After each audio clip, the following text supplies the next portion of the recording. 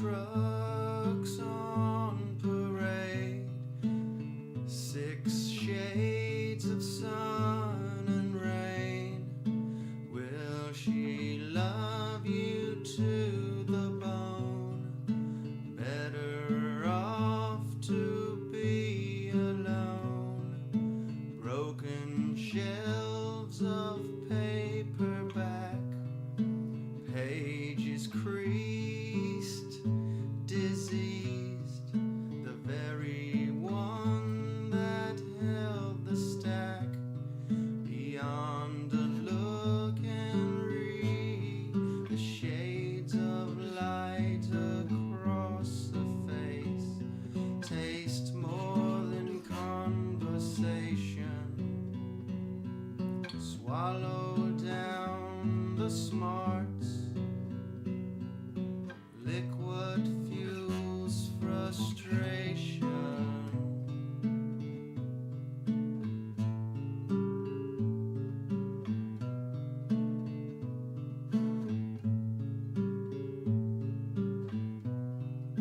Drama drips the goalposts with talk across broad shoulders.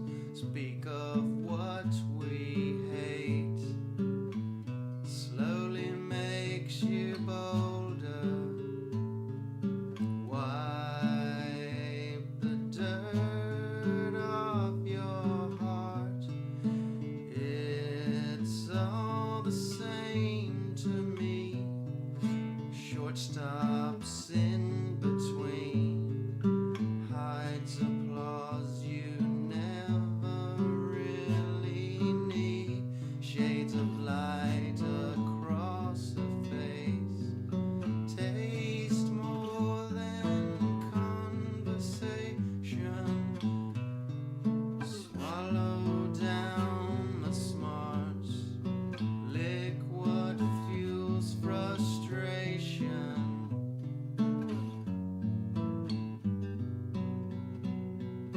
Words collect in open blisters. Words collect in open blisters. Words collect in open blisters.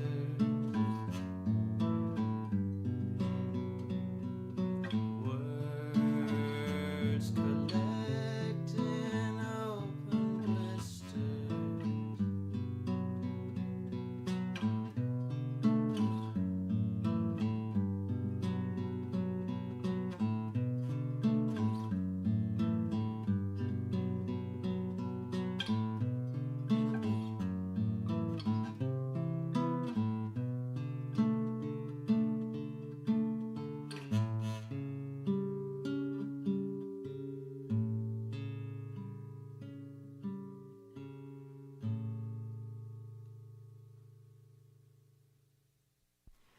It's Saturday. It's gorgeous. I'm sure you're out playing someplace, drinking beer, chasing boys, or doing something horrible. Mom and I are just making a homemade Saturday afternoon hot dog. I want to let you tell you about it. All beef franks, a little bit more expensive than usual. We grilled them. We got some wonderful bread. Grill the bread. We have chili and grilled onions and fresh chips and guacamole and that cheese stuff that you like from the Mexican place. Having a lovely lunch. Sorry you're not here. Bye.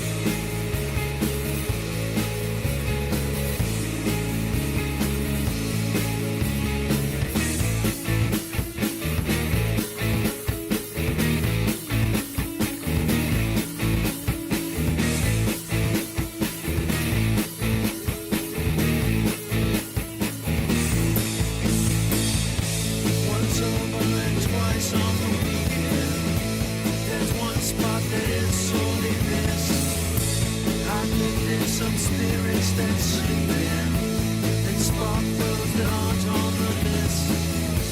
The depths of the gorges have lengthened. We're trying, but it is expired. The best work is dried in the sunlight, which creeps through the eyes of the tired. Tough to open, deeper still. The just are smiling to fill the bill. A door is turning. I hear a squeal. It's all over. Slim to nil, slim to none.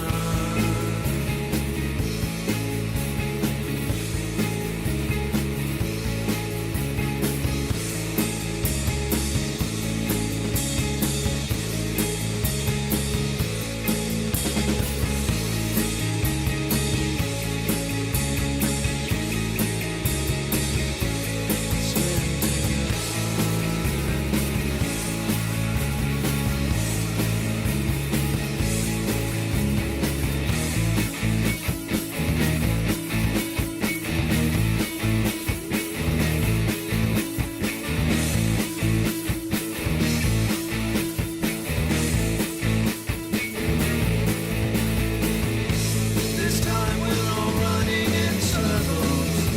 These scenes can appeal to a few. This brain-fed emotion commercial, and there is so much more to view.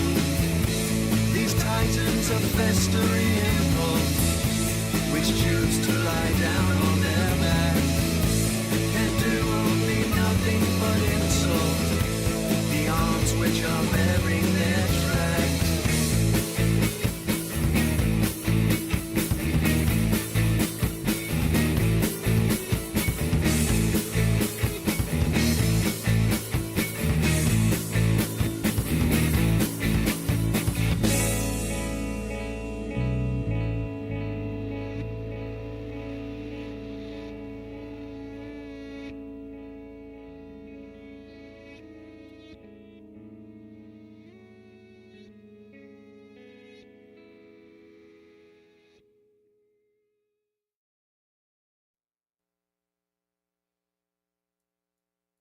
Requesting attention, guardian significance, trust in yourselves instead of feeding wells, while eating your desire, control the fires.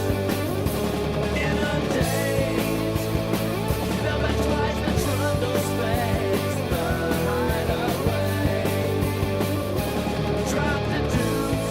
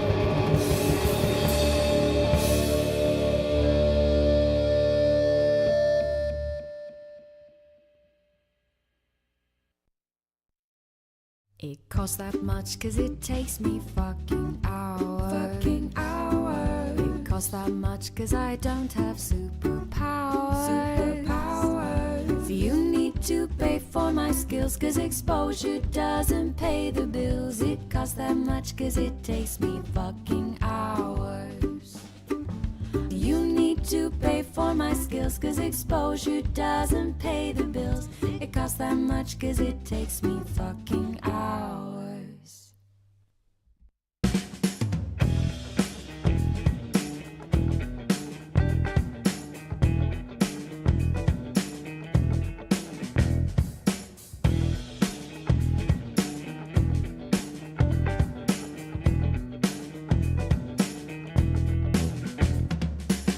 The summer of 69. 69. Rat shit, bat shit, dirty old twat. 69 assholes tied in a knot. Hooray! Lizard shit, fuck! How much time do we have? Enough time to 69. Just like Don Knotts. Oh, hello, Mayberry. Drive, monkey, drive!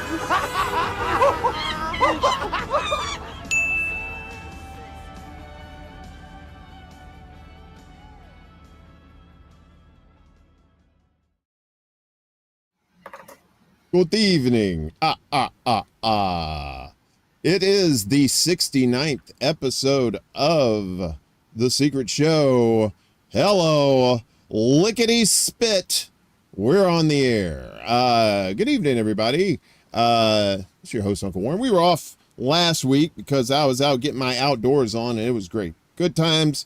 I highly recommend it. Get some fresh air.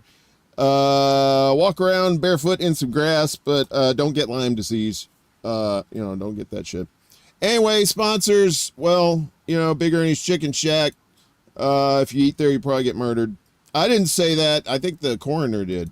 And Bud Spanky's Oral Sex Parlor on the 69th show. Oh, that's right. They're having a special. Buy 169, get the 72 for free. I don't know what the extra 3 are. Anyway, if you're new to this bullshit, make sure that you obey this chicken here. This guy, what the fuck he's doing. Like, share, and subscribe, folks. It's probably about as good as it's going to get. No, what? It's actually going to get better, you said? I did say that because I'm bringing in these crazies who aren't here. Where are they? Where did you go? We'll find you. Let's see. Are we there now? Let's see. Hello? Okay. Oh. That is not good. Hang on a second. All right. So, of course, when you don't fix something, shit gets fucked up. So, give me just a second here. I'm going to bring these guys in just a moment. Let's see here. Why is this not working? Let's see here. Okay. So, tonight, I have some special friends who are coming in, to hang out with me. They're good people. Of course, Jimmy is, with them too. And she's good people too. Is this going to work? We're going to see. As I stall once more. Okay, I think we got this set. Let's get them in here. Hey, everybody. You're on the air. What's up, guys? Don't get excited. Hey there, Uncle Warren. I figured for a show like tonight, I should wear a raincoat and sunglasses, but it's too hot for a raincoat, so I just got the sunglasses. Yeah, it is, yeah, you might want to wear a raincoat for this show, because it's gonna get moist. You know what I mean? Probably not. It's probably not gonna get moist. How's everybody doing? We got Willie Bragg here, from the Willie Bragg Show. Of course, you can find him on YouTube. He's now on Rumble too, so be sure to, subscribe to his channel. And we got these guys, our Chicago, the News Brothers, here from Chicago Corner, Jerry Vassilatos and Ed Heller. Welcome. And of course, my lovely co-host, me, and my other lovely co-host, Jimmy. I'm lovely. For that, Jimmy. You got to smack him for that. No, I'm here for it. I'm here for it. That was good. That was a good I one. likes the smacks. Yeah. That's Right, why he does clip it. that. The spankings. Yep. That's why I come up here, nature goulet. So anyway, this is our 69th show, guys. So I figured we'd do something silly and stupid and talk about 69 and stuff like that. And all things 69, you know, it doesn't have to be just sex, right? Or it What can do we be. get into ourselves into? It's my brother's birthday in 1969, so there's a little offshoot there. So, And this First guy over offshoot. here, wait a minute, am I doing this right? I think I am. Yeah, this guy over here, and then this guy right here. We were born in 69 as well. okay, So, my brother's age. and Jimmy, you have a 69 connection too, right? Yeah, my astrological sign is Cancer, which is its symbol looks like a 69. There we go. And Yeah. so it all fits together, just like Sure. like a 69. What about Ed? Hey, What's yeah, your connection, Ed? he just likes 69s. Well, I mean, I worked for Playboy for 9.5 years. Is There that you good go.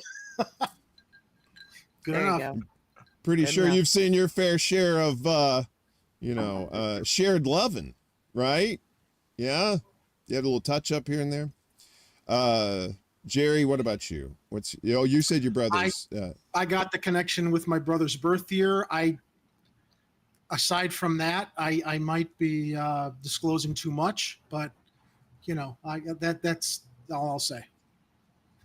All That's right. nothing could be finer than a 69er in the morning, or in the afternoon, or on a midtown bus. You never know. Just fun places. Look, just suck it up and do it, okay? Just suck it up and do it. Boom. Suck it up and do it. Wait. There's an app for that.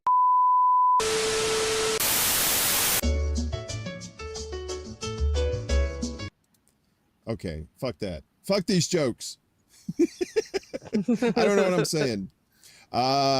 So this is our 69th episode. I think we did the anniversary a little earlier this year, like the 1 year anniversary we did. So I say to myself, you know what? I have the mind of a 15-year-old. Let's do something dirty with the 69th episode. And why not do it with friends, right? Well, you know, the show, that is. No pun with intended.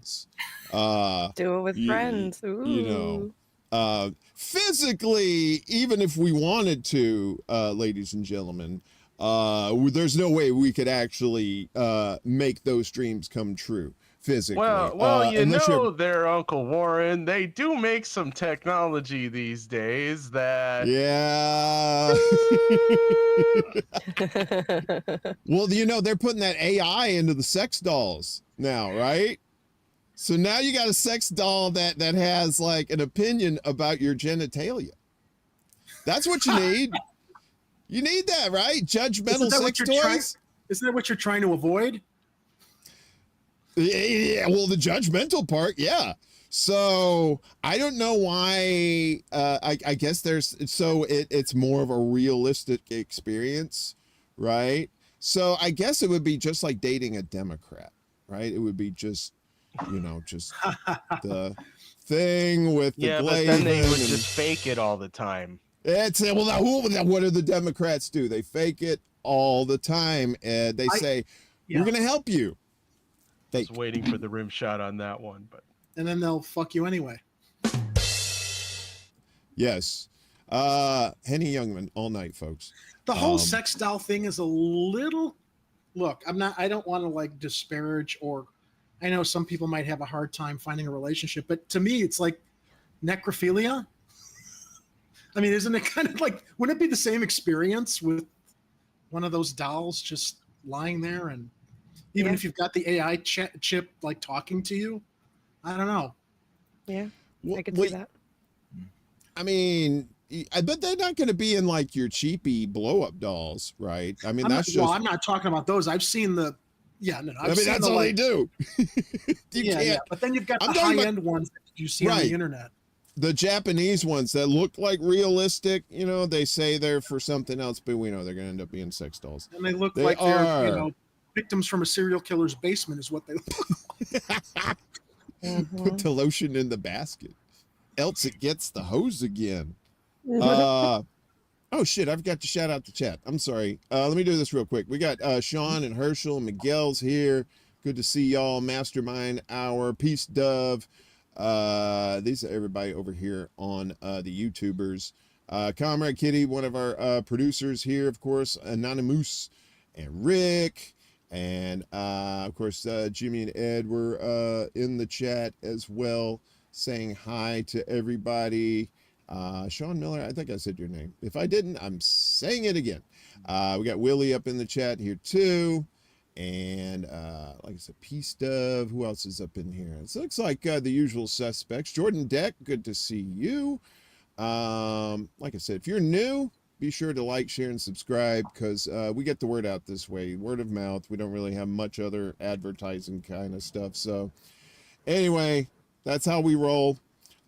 Dingo and Miguel over on the Rumble. Good to see you. And we have Jim and Carpathian 9, which is a great name, over on Rockfin. So I think I've covered all the bases there. Let's get back to filth. So, oh, and Fred Edward. Hey, and Fred too. And did I say Herschel? Did I say Herschel? Oh, and Skip's here. Everybody keeps popping up. Oh, happy 69th. Thanks, man. We appreciate it. All right. So, it's getting dark in the chat. Yeah, I saw that. Really dark. I'm loving it. I'm here for it. Are you talking about what Mastermind said? No, what Herschel, Dingo Herschel. ate me baby. Herschel's like, I'm here for it. how dead is too dead? That's for a friend. Oh, that one. Oh, that's not dark for these guys. That's just our Wait for normal it. Saturday night. Well, they're just That's getting warmed normal. up. They're just Yeah. getting warmed up. Okay. Yeah, pretty much. With the microwave. Yeah, Okay. it gets much worse. You know, it's what we Magic. call it's magic. That's right. We're fooling you and you don't like it. That's right. I'm fooling you. You don't like it. I'm fooling you and you don't like it. That's what the AI blow up doll said. Yeah.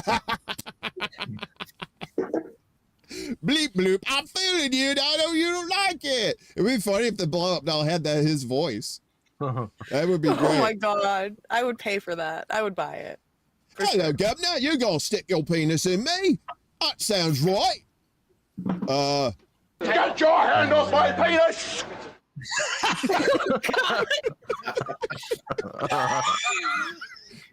And then when he goes to the drop-in of cop, all time. when The he goes best to the drop-in cop- of all time. Get This is your the bloke who hands got off me on my the penis before. that's when he's at the police station Oh. pointing out his. See, it's a whole story. It's a whole story about these sex dolls and the the peepees. Hey, we got Amber King over on the Rockfin too Saturday night, and it's all right. Yes, ma'am. It sure is. We're talking 69 here on the 69th show. We have some videos. Hopefully we can play them. We'll see how that works out. But in the meantime, because there was this one I wanted to show. I don't know. Let me see. Let me get rid of this. Hopefully this works. We'll see. So, there's this position in the 69 realm. It's called the standing 69, right? Where one person is standing up and then the other person is flipped over and you're holding on to each other It's like and doing a your pile business. driver. Requires quite a bit of stamina and strength. Not for those that don't go to the club and work out regularly. Exactly. This is not for wimpies. All right. I'm sorry. It's not a pile driver. It would be a reverse pile driver. For those That's wrestling right. fans out there. Pacheco Rome, one of our other producers, saying huzzah for Chicago Corner. Oh, Very thank good. you. That's right. You have fans. That's right. I think It's a lot of good our to know. Thanks, A lot of our thanks for watching, all 12 of you. Yes. I think our fan That much base is it that many? I we think got, actually we have a little over 1,600 on the YouTubes. Yeah. Yeah. And Thankful a for that. little more than 2,000 people are following us on Rockfin. That was shocking. It's like we don't get a lot of chatting over there, but thanks everybody for watching.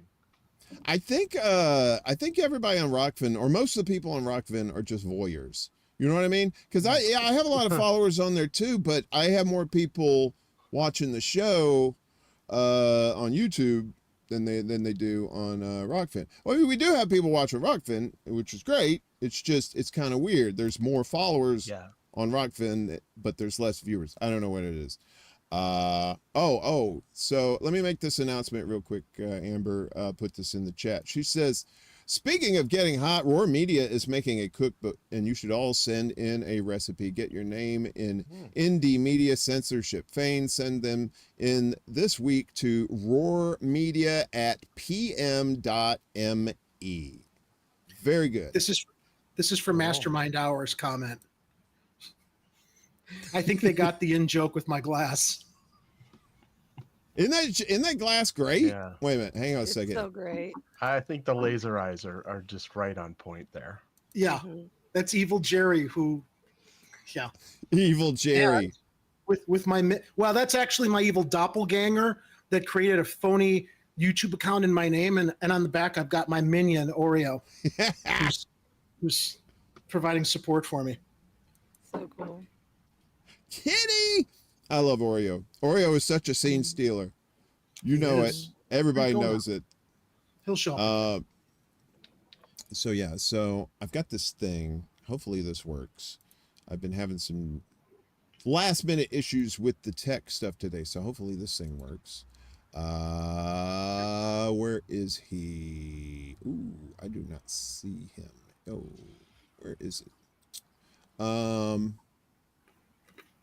Why is this not showing up? Okay. Yes, Miguel H., you're correct. Oreo is the real star of Chicago Corner. True. Yes. I don't think so. I don't believe. Well, we that added one it to bit. our roster until, so now the roster's got me, Ed, Oreo, and Kira, who's still on maternity leave. But that's, I mean, he probably has as much camera time as I do normally when we're doing the show. He jumps up here and, wants to get some attention. Well, I mean, you said it yourself. You said, that Oreo is a personality. I think you said that at one point. Definitely. And pre-show, when he was up on my desk, like moving the camera, I said, "Hey, everybody, I brought the real pussy to tonight's show." That's right. So we were talking about the standing 69, right? Yes. So there's this comedian, what's his name? Sam Talent is his name, and he talks about this, the standing 69. So let's hopefully you can hear this. Let me know if you can't, because if you can't, it probably won't work. All right, let's try.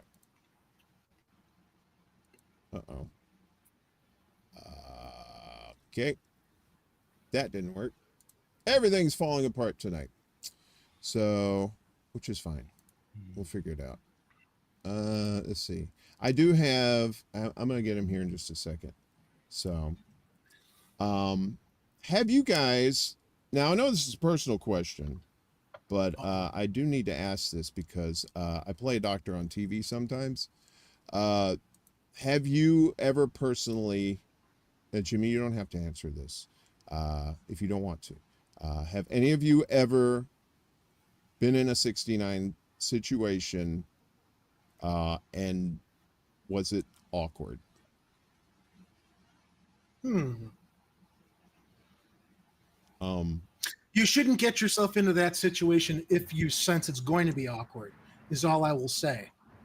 Well, the reason I say awkward is because I will share a story. I was with a young lady once, and I did not shower.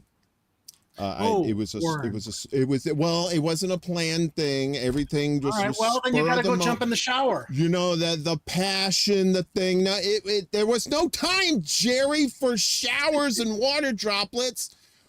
It was sexy time, Jerry. Sexy time. Sexy time. You goddamn right it was sexy time. Fuck yeah. Oh yeah. So anyway, there I am eating pussy, and she goes, ew. I said, what's wrong? She goes, ah. And then that was it. So we should have showered before then. Yes. I would say even when you have like that sexy time that happens real quick and it's all passionate, you know, you could make the experience even better by both of you jumping in the shower together, and you can have your fun there, take care of business, and then continue, and you don't have the awkward situation you just described. Well, you can't. Just you can't an do, important safety tip. you Thank you. can't Egon. do you can't do a standing 69 in a shower. That's No, just I'm not saying well, you don't Yeah, go in the that's shower dangerous. to do it. I'm just saying, like, if you're like getting into the mood and you're getting each other primed up, just do the shower as part of the what do they call it, the what is, why am I forgetting the word now, the pre, what is that word, like when you're in an intimate situation and it's the foreplay. That's part of the foreplay, right? Jump in the shower, do a little bit of the foreplay there with the water and cleaning up and stuff, and then you do the business with the act once you're out and you're all refreshed for each other. That's all I'm saying. I think Miguel H has solved the riddle of Uncle Warren and his 69 show. the origin of the What's slogan of the show was "Wash your ass," and I say that because I don't want to eat a dirty ass. I don't want to eat an ass, period. But if I gotta be a Marine about it, you better clean that shit. I'm just saying. Well, yeah. I don't I like want to chili also contests. mention to Fred Edward, no. What I'm saying is just a matter of like consideration for who you're with. It has nothing to do with anything vanilla. Period. That's all I'm saying. Exactly. That was to Fred Edward. Does anyone have a particularly favorite sexual position? All of them. We have a winner. You can't do them all at the same time. That's true. But how can you choose, Warren? How can you choose? It sounds Sean like a Miller challenge, says. though. Sean Miller says, I dated a girl in high school that once I left, I started the ass squatch tag for her. Ass squatch. Oh. That is not worthy of beef jerky. I'm sorry. Wait, what? I'm thinking about the Bigfoot thing. But yeah, that was the most awkward, I guess. And getting in laughing fits. You ever are with someone that you're really comfortable with, you're having sex with them, and then all of a sudden the giggles come up, and you're like, oh, that's it for tonight. Yes. Yeah. It took me right out of it. Yeah. Well, sometimes it can be fun and kind of enhance it if you're both like having fun that way. Yeah. What do you mean, Ed? Why did it take you out of it if you guys were comfortable with each other? Without getting into super detail, something happened during the intimacy that struck me funny, and then I just was completely out of it. Was like, okay, took you out of the moment.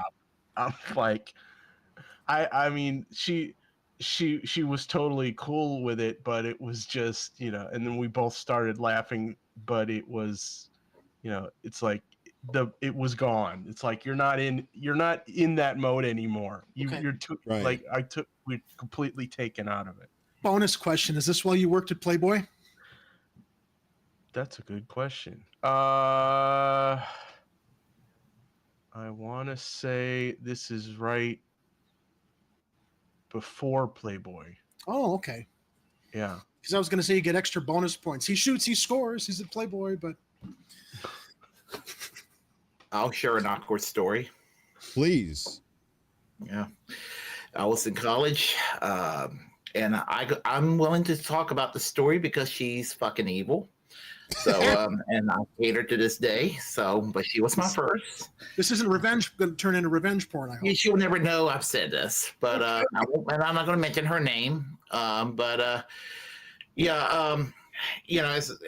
We were good friends, and when when we were hooking up and all, I mean, it was my first time, and I really needed to take a dump, and it was all I could do the entire night to hold it in.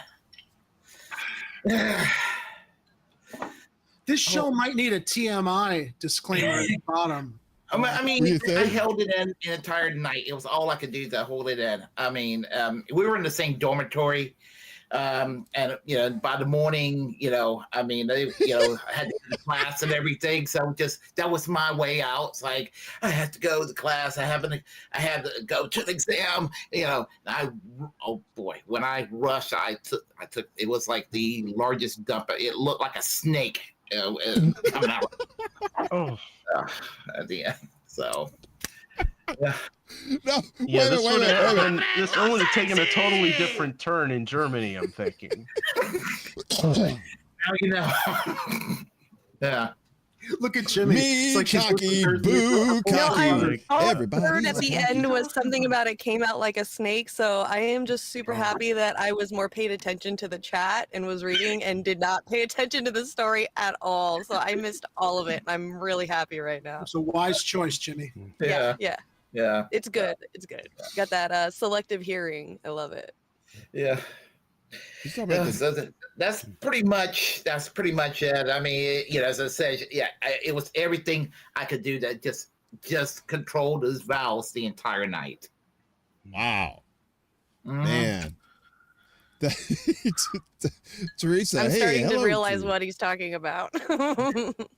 Yeah, it was a chocolate snake, Jimmy. Yeah. I was not going to ruin that first night. I was like, why? He's talking about Doo-Doo Brown. Teresa over on Rockfin, hello. She says dumpophobic. Dumpophobic, yes. That is a real thing. Afraid of We're not even an hour in. Scatophobic? Poopophobia. That is a shitty story, as Peace Dub says in the chat. It's a really shitty story. Shitty story. Exactly. Juicy Heretic says, man, holy crap, did I pick a bad time to arrive? You think? Mm-hmm. Oh, no, you picked the perfect time to arrive. You know why? Fuck you! It's magic! Fuck you, it's magic. So yeah, our 60-night show here. We've had some fun stuff talking. We've talked about sex stuff on here before. It's not like Dr. Ruth where we talk about sex all the time, but we do have a fairly good sex conversations on here, which I find very informative and good knowledge to have. I like to think we're helping people. We're probably not, but I like to think we're helping people. So you like to try to convince yourself that you are, and it's not just a completely. Go ahead. I'm a bit delusional, Jerry. Yeah. So that's what keeps me sane in this insane world is just ignoring shit, and usually works till the cops show up, and then it's like now I got to start paying attention again. So anyway, a lot of stories going on this week. In the news, I just want to shout out everybody in Maui, in Hawaii, devastating fires over there. And of course, the United States government doing dick all to help. And this motherfucker Biden is still vacationing. He hasn't gone there yet. He's not. This feeble 1 foot in the grave disgrace of a president has not even made the time to go there, or $600 to each victim, as opposed to the millions he's shoveling out to Ukraine. Yeah, Warren, it's like we're through a fucking looking glass here.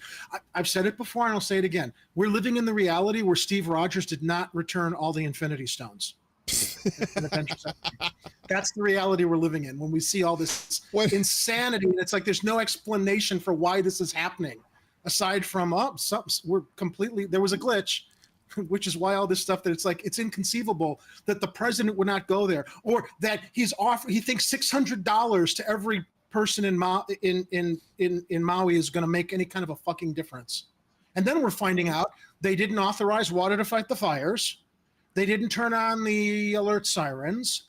And everybody wonders, well, why would you suggest there's a conspiracy and this was intentional? Well, when you've had decades of the government lying to you about other things, and then you hear the alert sirens didn't go off, they didn't authorize the water to fight the fires, where else is your mind going to go in wondering if this was something that was possibly orchestrated and pre-planned as a land grab for all these developers that want to go in and start buying up all the land?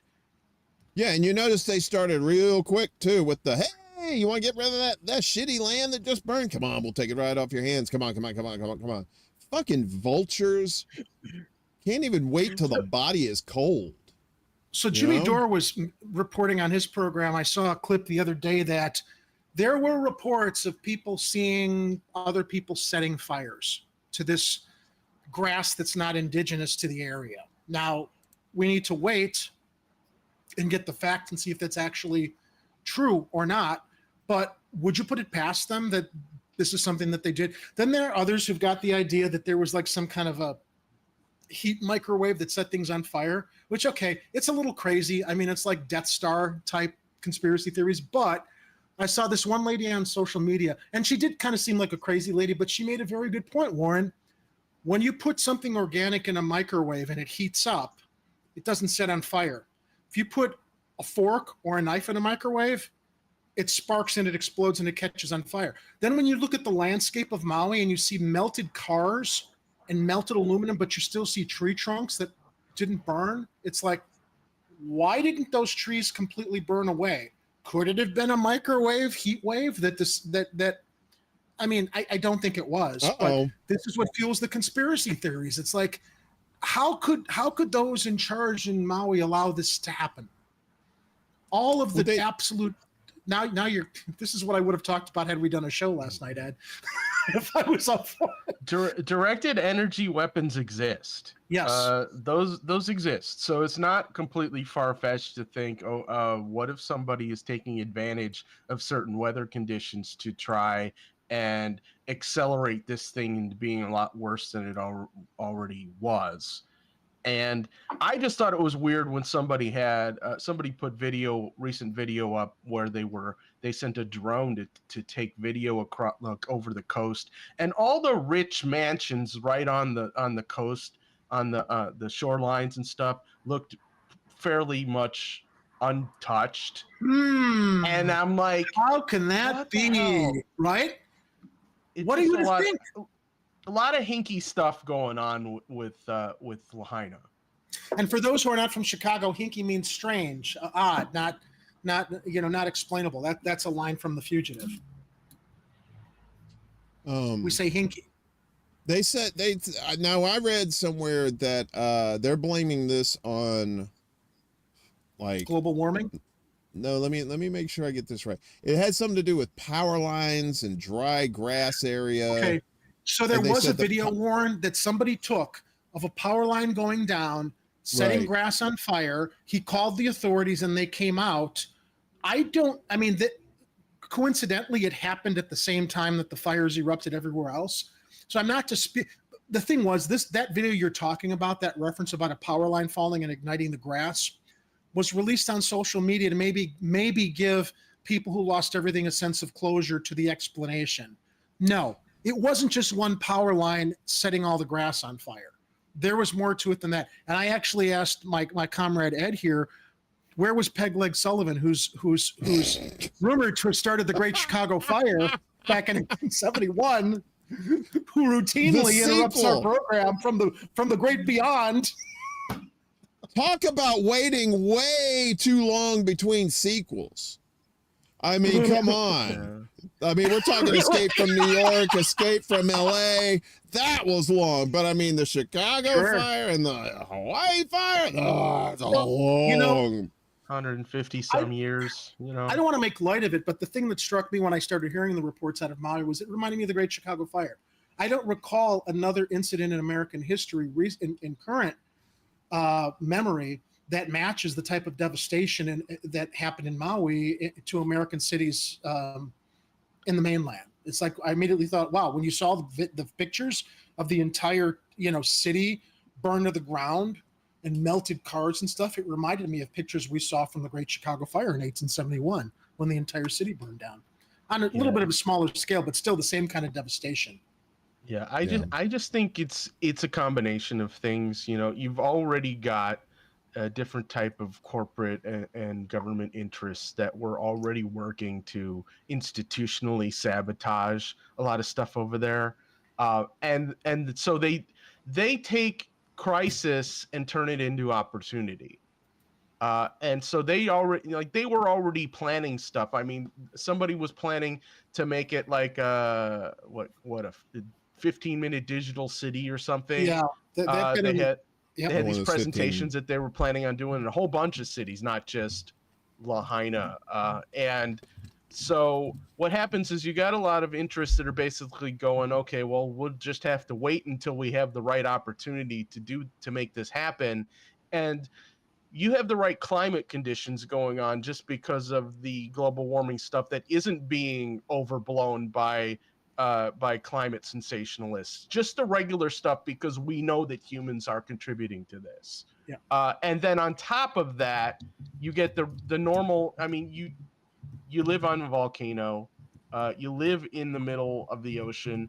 You're gonna have hurricane and wind and all kinds of other types of things in certain conditions that are conducive to fires.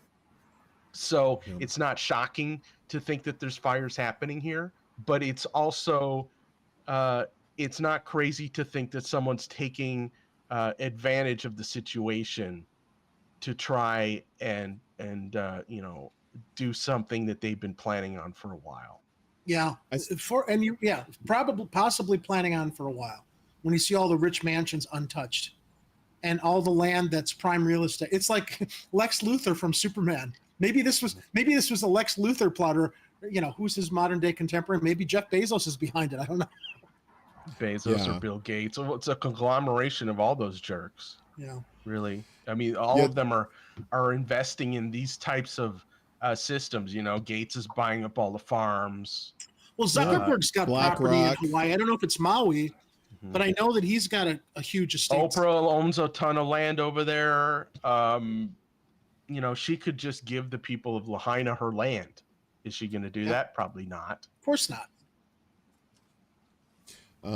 P Stuff says Maui didn't used to get hurricanes and stuff like that. And speaking of hurricanes, Jimmy, our West Coast affiliate here, she is high and dry so far, but she's in Cali, and they got a hurricane coming your way.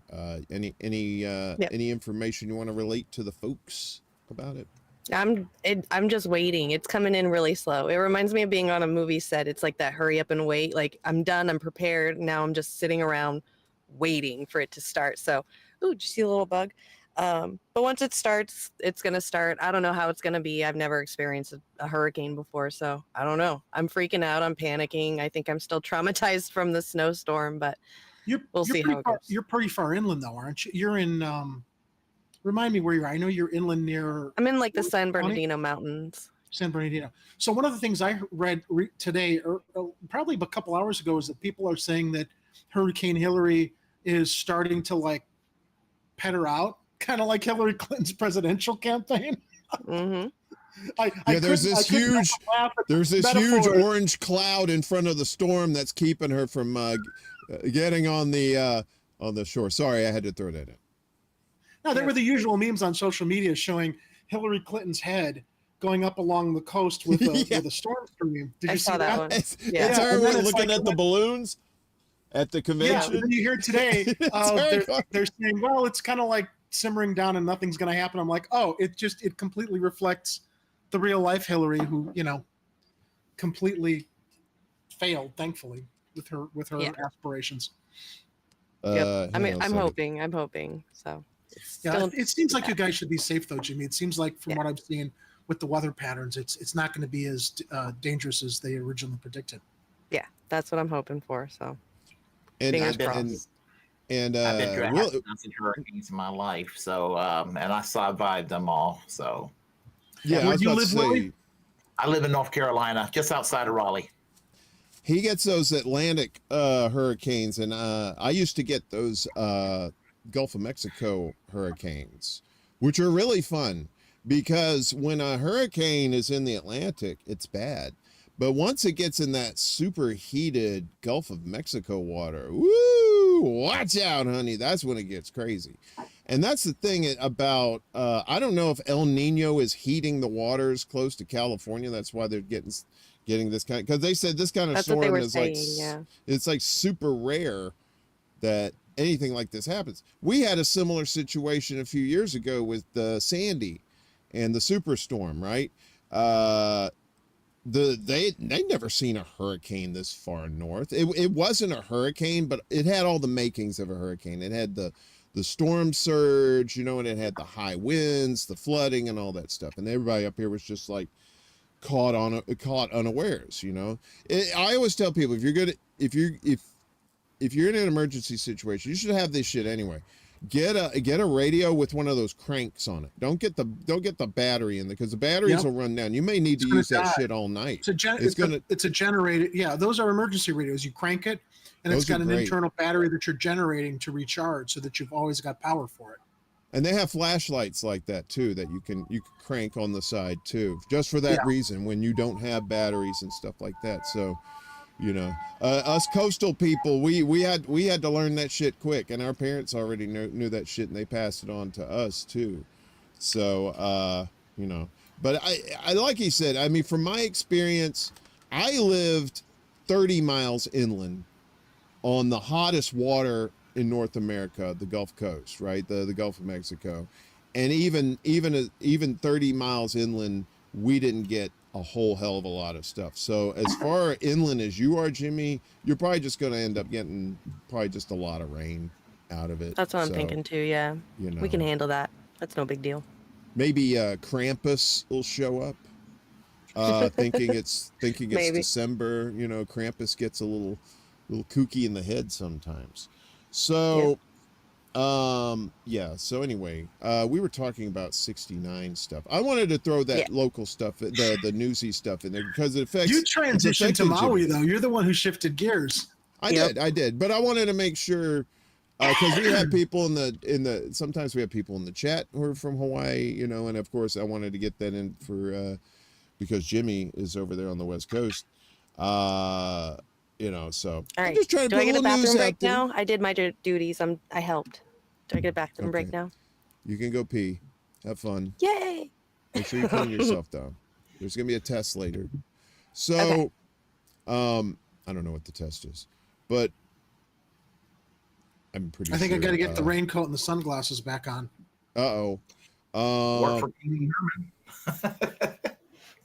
So now that the broad's gone, let's in what? Baja California right now.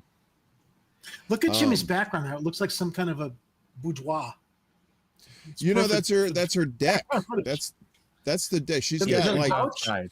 she's got like a little canopy thing over it, like thing. You know, that's outside. That's not inside. I think that's outside. I could be wrong though. I'm speaking like I know her house. I only know certain rectangles of her house that I see at a time on live streams. So, and usually this stuff is outside. So, yeah. So how's the weather up in Chicago, boys? Have you guys been getting some crazy weather this year, right? Yeah, Last night, it's really nice tonight. Yeah. Last night, we took a hiatus.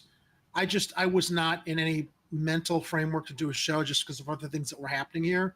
But one of the things that I posted when I said no show tonight, we'll be back next Tuesday. Warren, the weather here for the past 3 days in the evenings has been perfect. Nice breeze, not too hot, not too warm. This is what it should be like every summer night. And last night, even, you know, while we took some downtime, I went on my back porch. I live in a 2-flat in Chicago. I actually live in the building that my grandmother left my brother and I. It's a 2-flat. I live on the 2nd floor. I've got tenants on the 1st floor now.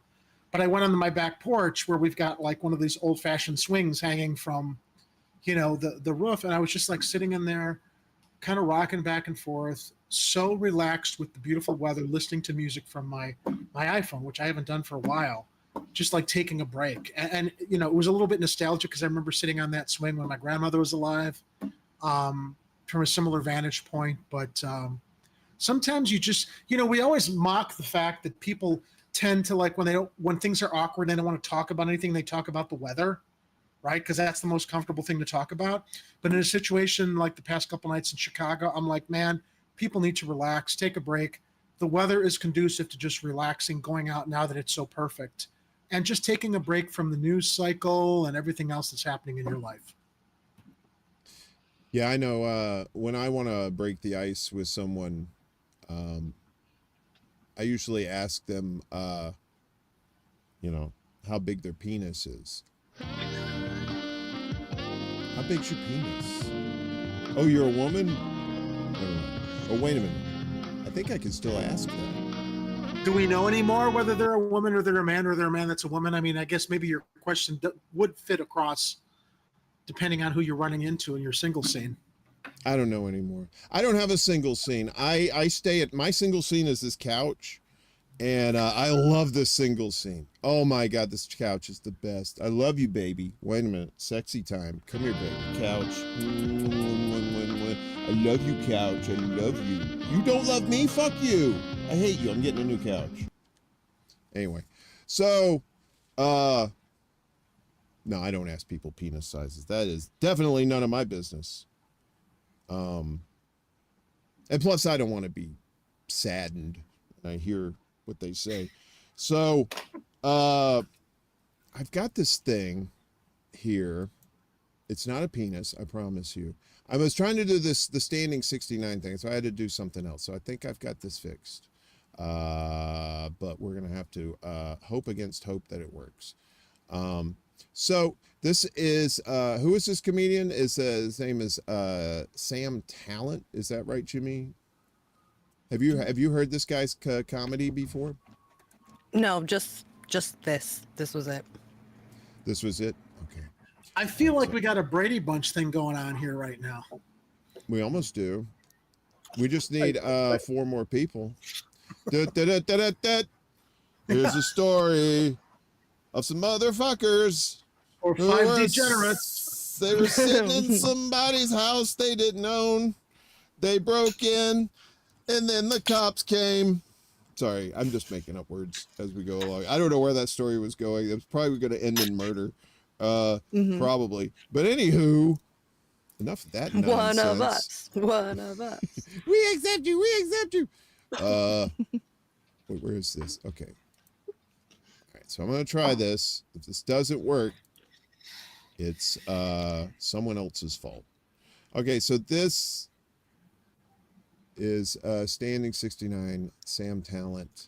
I think this is funny. I think you'll enjoy this too, maybe. If you don't be an asshole. Okay? Standing 69, you guys heard of this? You gotta read the paper.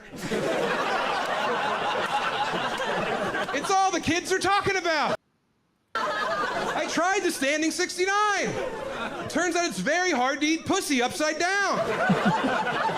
So she's dangling me. Meanwhile, I'm upside down just swaying like a fruit bat. Just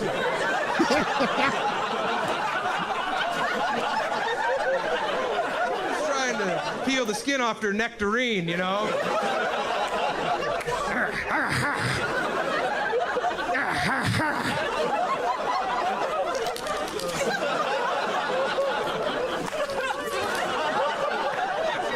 Echolocation, people. The clit can't hide from a bat. The issue is when she comes, her knees give out and she gives me the tombstone. Wow. I don't know what the tombstone is. What's the pile driver? Anyone in the audience know what the His head tombstone hitting is? the ground, and that's the end of it. Is that like a pile driver? Oh shit! Yeah, you do not want a pile driver during a standing 69. Sorry. Why would people do that? I mean, you have to be like in really good physical shape to be able to do that. At least have strong upper body strength, right? That's what I said at the beginning. Yeah, I mean, I've seen videos like that, and I'm like, whoa, you got to spend a lot of time in the gym to pull that off. Yeah, it's I don't know. I'm just like, can we just lay down? I don't even want to be like on top or on the bottom. Let's do the side thing where it's equal, right? You know, and you're both relaxed, right? You're just like laying on your side and just that's the only difference. It's like you're laying on your side, then your Cookie Monster on that genitalia. Arnold Schwarzenegger. Get to the cockter. Get to the cockter. You said get to the cockter. Get to the cockter. That means his penis. It's a whirly bird. Woo! And he could throw it around like that. He could. I can sling it around like it's a helicopter. Get to the chopper. Ah, it's my penis. So, it's not a tumor. No, it's not a tumor.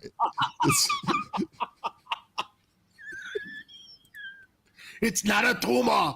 It's not a tumor. It's my penis. Yeah. I'm going to stick it in your vagina. Oh my God, that hurts. Why do people do that impersonation? That's terrible. Anyway, yes. So, but I do enjoy, because I'm kind of lazy, and I feel like I'm more structurally sound than a smaller woman would be. I like to be on the bottom because I don't want to crush the poor girl, and I don't know if if I'm on my arms and all of a sudden my arms give out, I'm like headbutting her vagina, and God knows what I'm doing on the other end. It's like a whole circus. The police show up. I don't know why the police keep showing up. Les Bones is here. What's up? He's one of our other producers and one of our super pals who keeps going in and out of existence. I think Les Bones lives in another dimension. So sometimes he'll leave Twitter, X or whatever the fuck it's called, and he'll be gone into the wind. And then he's back. Like interdimensional travel, right? Mm-hmm. Like that M8, like the Malaysian flight. Did you hear about that shit with the rotating orbs? And like they said it like hit a, oh shit. So there was like some video. I saw something on Twitter that had some video, but I didn't really click through to like get the details. Supposedly it's a drone that had taken a shot of the Malaysian plane when it was taken off, and then using heat sensors or something, it saw like 3 orbs were like rotating around the plane, and then all of a sudden this portal opens and then the plane flies through it, and they say the video's not fake, but I think it's fake. It's got to be fake. There's no portals. So is this regarding so refresh my memory, was there a Malaysian flight that disappeared that they are attributing the disappearance to this phenomena that we're talking about was shared on social media? Well, this is fairly new. This is fairly new information. So you know about the plane that disappeared like several years ago, right? And they finally found bits and pieces vaguely of in it. my distant memory. Yeah. It sounds like Lost, and spoiler alert, you're not gonna watch. If you haven't watched Lost, you're not gonna watch Lost now. And if you do watch it, you're gonna forget what I say. But Lost, they all died, right? And but they thought they were alive, so I think that's what it is. They made it seem they put plane parts out like they did on the lawn of the Pentagon during 9/11, and I think they just scattered shit out there, and that plane really disappeared. Like did a straight up Philadelphia experiment, only instead of reappearing in Philadelphia, it just disappeared. Well, there's been video released of the Pentagon plane that clearly looks like it was a missile, because they've been like to put a picture of what a plane size would be going into the Pentagon versus like the frame by frame of what looks like a missile going into the Pentagon. So that's a whole other conversation. It's a whole other conspiracy theory, Warren. You come for 69 talk. We end up talking about 9/11. So a 9 got in there. So there's a 9, right? So I'm trying to do the math there, but I'm not having. It's not working. There's no math. Okay. Don't worry about it. I don't think a calculator can figure it out. Meanwhile, Jimmy's over here like, what the fuck is going on? I thought this show was about pussy. Poor Jimmy. Shit. What the hell? Putting up with all of us. No, I'm kind of shit. My brain keeps me so entertained. You guys are good. You guys are way good. She don't need us. She gotta go refill my beverage. Yeah, I'll be right back. I got a whole show going on in here, so I'm cool. I'm good. 6911. Oh, Miguel, you always where the entire United States was fucked. Fucking Mr. H. 6911. That's it. We're going to get to the bottom of this lickety spit. That's what she said. I still think the Pentagon Jewish was space destroyed by lasers. I think that's what happened. Maybe that's what happened in Hawaii too, is Jewish space lasers. Dude, there's so much that's look. I don't believe any official narrative anymore whatsoever. And even if there's like some logic to an official narrative, it's like there's still so many rabbit holes to go down based on the fact we know we've been lied to about so much before. You cannot trust anything that's told to the public currently. Well, look how much they've lied to us in the last couple of years. I mean, that's like concentrated lies. Yeah, the pandemic stuff.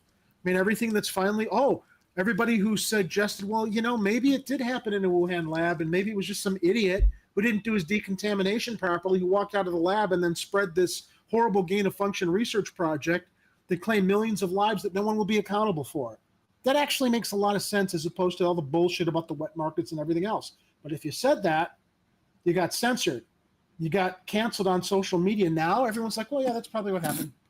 So there was a conscious effort back then to suppress that possibility, which was probably the truth.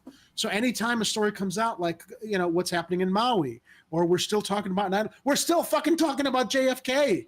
Although the majority of people understand what happened there. It was our own military, our own intelligence community that took him out. Probably because of Vietnam. Probably because of what happened at Bay of Pigs. But it's what can you say, man? It's so frustrating because it's like, as clear as it is that we've been lied to, those at the top that get away with the lies know they can continue getting away with it. It's like they're laughing at all of us, dividing us with, racial tensions or trans tensions. And it's like, that stuff's irrelevant. It keeps us divided and fighting each other while they continue to get away with whatever they're getting away with to keep up the status quo and enrich themselves. Yeah, absolutely. With this war and the going on in the Ukraine and seeing the shit libs cheering war all of a sudden and having Republicans sounding like pacifists, it's just been the biggest juxtaposition I've seen around.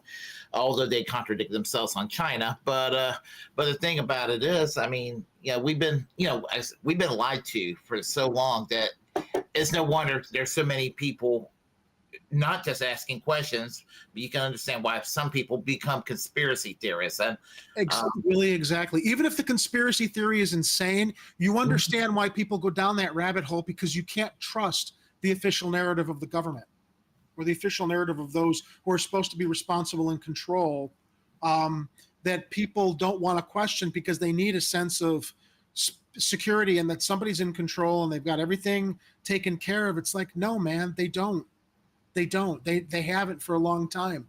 Intelligence, military, Wall Street, pharmaceutical cartels, the insurance cartels. It's like they're all in charge of the game, man. And the way that they keep people divided on nonsense is why people don't get together and realize this is a class war. This is them against the rest of us who are struggling. And the more we realize how much we have in common, and Jimmy Dore talks about this a lot, the more we realize how much we have in common, even if we identify as a progressive or a leftist, we probably have more in common with conservatives and Republicans that are of the same working class to get together and say, fuck this, man. Those at the top are completely abandoning everybody else so that they can keep this divide where we've got the greatest wealth disparity since the Gilded Age, before the Great Depression. And that's not an accident. That's by design, with both parties colluding with each other and helping each other and essentially acting. Ed says it eloquently on our show. It's the political kayfabe. It's like a wrestling. They're pretending to fight with each other. It's the Harlem Globetrotters versus the Washington Generals. It's all performative. Well, that's why so many pseudo leftists attack Jimmy Dore is because they're willing or not or being led to believe that he's a right winger when he's to the left of most people. He's to my left, totally to the left, and I love him for it. But anybody that hears him holding the left or those who claim they're on the left accountable, they're not left. They're neoliberals, and they're just as bad as the extreme right wing Republicans. Well, you're not, how dare you question our team?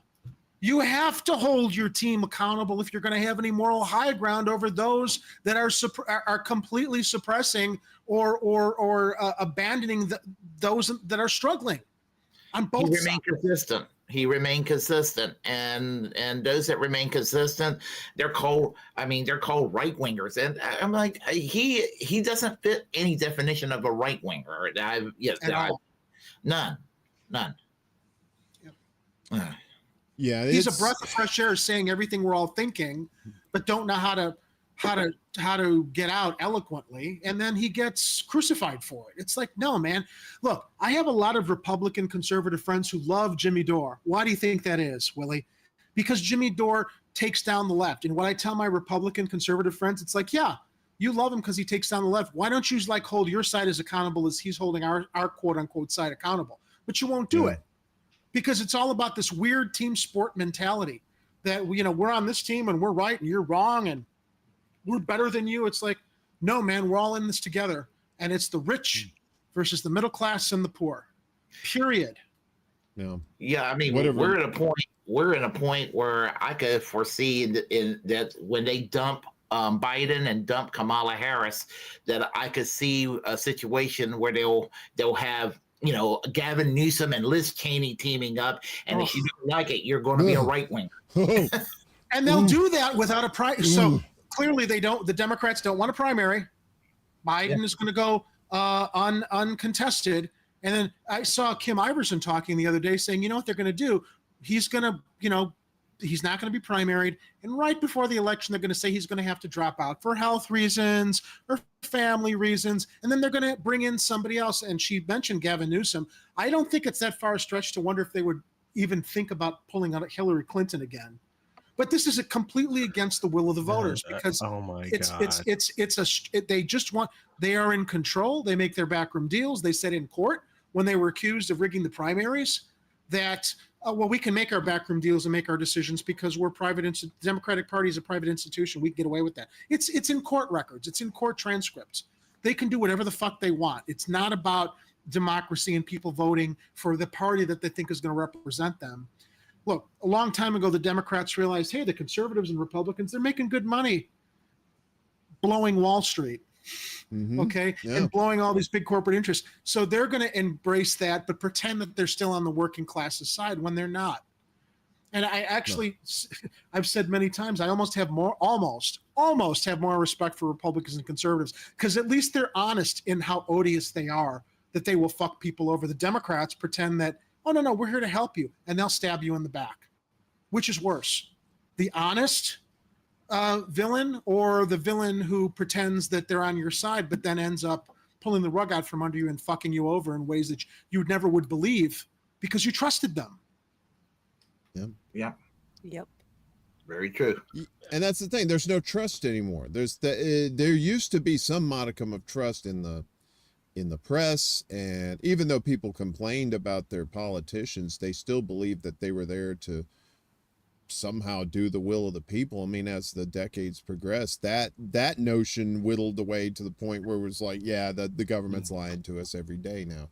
And but to return to the topic of the tonight's show, all they really do is piss on your head and tell you it's raining. Now, that's never happened to me in a 69. I always tell my people, look, but it could. Empty your wallets before you come in the club. Okay? This is a card only business, no cash. And refreshing no my glass. Oh, I'd also like to mention that I'm really offended by AOC like trying to say that they're Jewish space lasers. We all know they're non-denominational Jewish space lasers. Did she say that? She just said first of all, are people saying that the possibility of these energy devices that are burning down, is this in relation to Hawaii yet? Actually, I believe she was mocking some Republican who brought that Marjorie phrase Taylor up. Greene. Was it MJ? Okay. Well, Yeah, she's they were another talking Mexican. about. Both her Yeah, they and were talking about the Lauren Jewish Bobo. spaces. Oh, Again, yeah. they're part of the youth generation of kayfabe in politics right now. I'm sorry, it's that's the trailer basically- park. That's the trailer park generation right there. I know chicks like that down south, straight up from the park. And I ain't talking about Shonda's trailer park. I'm talking about one trailer's cooking crystal. One trailer is a crack den. One, that kind of place. So anyway, Yeah, that's what those people are. They're fake characters in a wrestling match, really. I mean, they are characters. It is characters. I mean, you're absolutely right when it comes to that. We've mentioned how our other host Kira was a mud wrestler, or is a mud wrestler, for a whole league of mud wrestlers, and she's on a team called the Mud Queens. And what they do is more honest than what they're doing in politics right now. And they have their characters. They do the whole spiel like, I'm a Girl Scout or I'm a political activist or whatever, but they're pretending. But you know it, and they're mud, and they're literally slinging mud because they're wrestling in it. But when we get to regular politics in DC, they want you to believe that they're sincere and serious, and they really aren't. To get your vote. It's just like so what refreshing. Les It's refreshing to see more and more people starting to wake up. It's slow, but you're starting to see more and more people break out of the cult. You know what I mean? I'm sorry, Jerry. What were you saying? No, I was just about to say it's kind of on topic, kind of off of it, but I like what Les Bones shared in the chat. The new Snow White should play AOC in a movie. He's talking about Rachel Zegler, this completely woke actress, and yeah, Les Bones, you're right. Everything that's been shown about her, I mean, I don't even think she'd be acting. She and AOC are literally like spiritual twins as far as like how completely out of touch they are and how much they're impressed with their own status now, having done so little, but having influence over so many that are not paying attention to how completely bankrupt both of them are intellectually and societally, if that's a word, with the whole woke politic thing. I had two sets of conservatives that criticized my support of AOC initially 5 years ago. And I owe an apology to the more thoughtful school of conservatives that criticized me. The ones that think that she's a tanky and she's going to turn the United States into a killing field. I mean, they're too far gone and they're stupid. Yeah, that's ridiculous. But the ones who said that she's going to sell you out and she's going to disappoint you, Willie, don't fall for it. You're just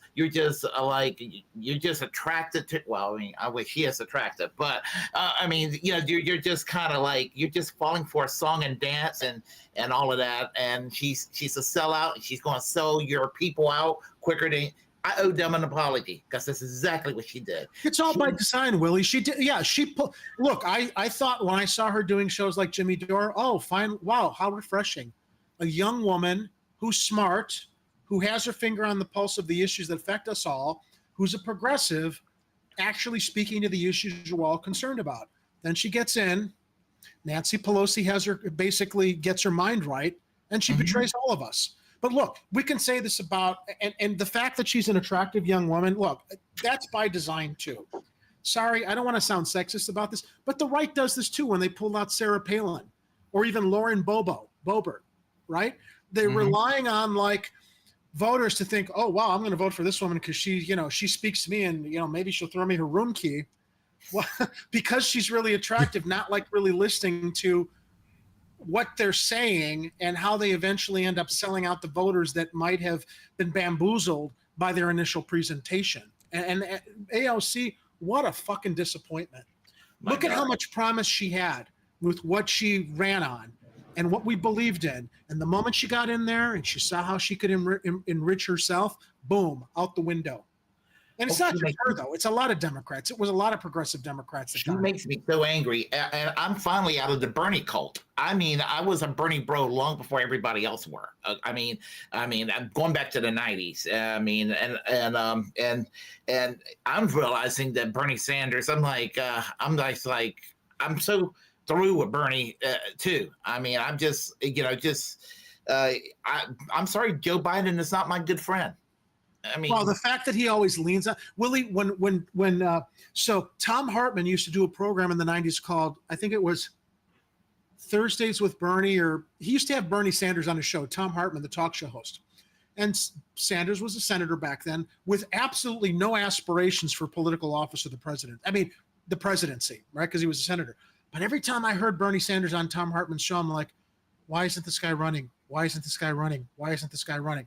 Because everything he said he stood for was everything that ultimately manifested when he did decide, probably 10 years later, to lead this movement that he then abandoned, claiming, well, it's not about one person. No, it's not, but we need a leader. And you basically rolled over because either they threatened you and your family or you were a fraud to begin with. Willie, I don't know if he was a fraud or if they just got to him. I mean, he is the biggest disappointment I've ever encountered in my political perspective. I believed in Barack Obama first term. Second term, I voted against him because I saw he wasn't willing to go out and find his comfortable walking shoes to walk the picket lines with, I think it was teachers in Wisconsin. He showed his colors before his second term. But Sanders, man, it's like for a long time, I always thought this guy's the guy who should run for president.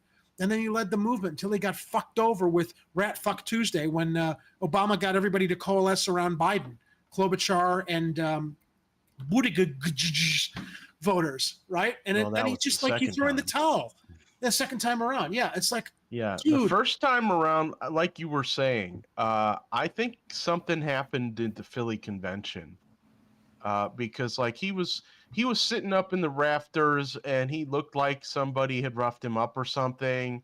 I heard. And people Did he were have all a bandage saying on that his head or something like that? They said people were saying that he should be, challenging the nomination or whatever, but then they did everything they could to cover up the media coverage of like half of the convention walking out. And here's what's to keep because of the cheating that went on during the primaries. And here's what to keep in perspective also. Every candidate in recent history that's won the first three primaries, which were Nevada, Iowa, and New Hampshire, went on to get the nomination. Sanders won all three of those primaries. Yes, he did.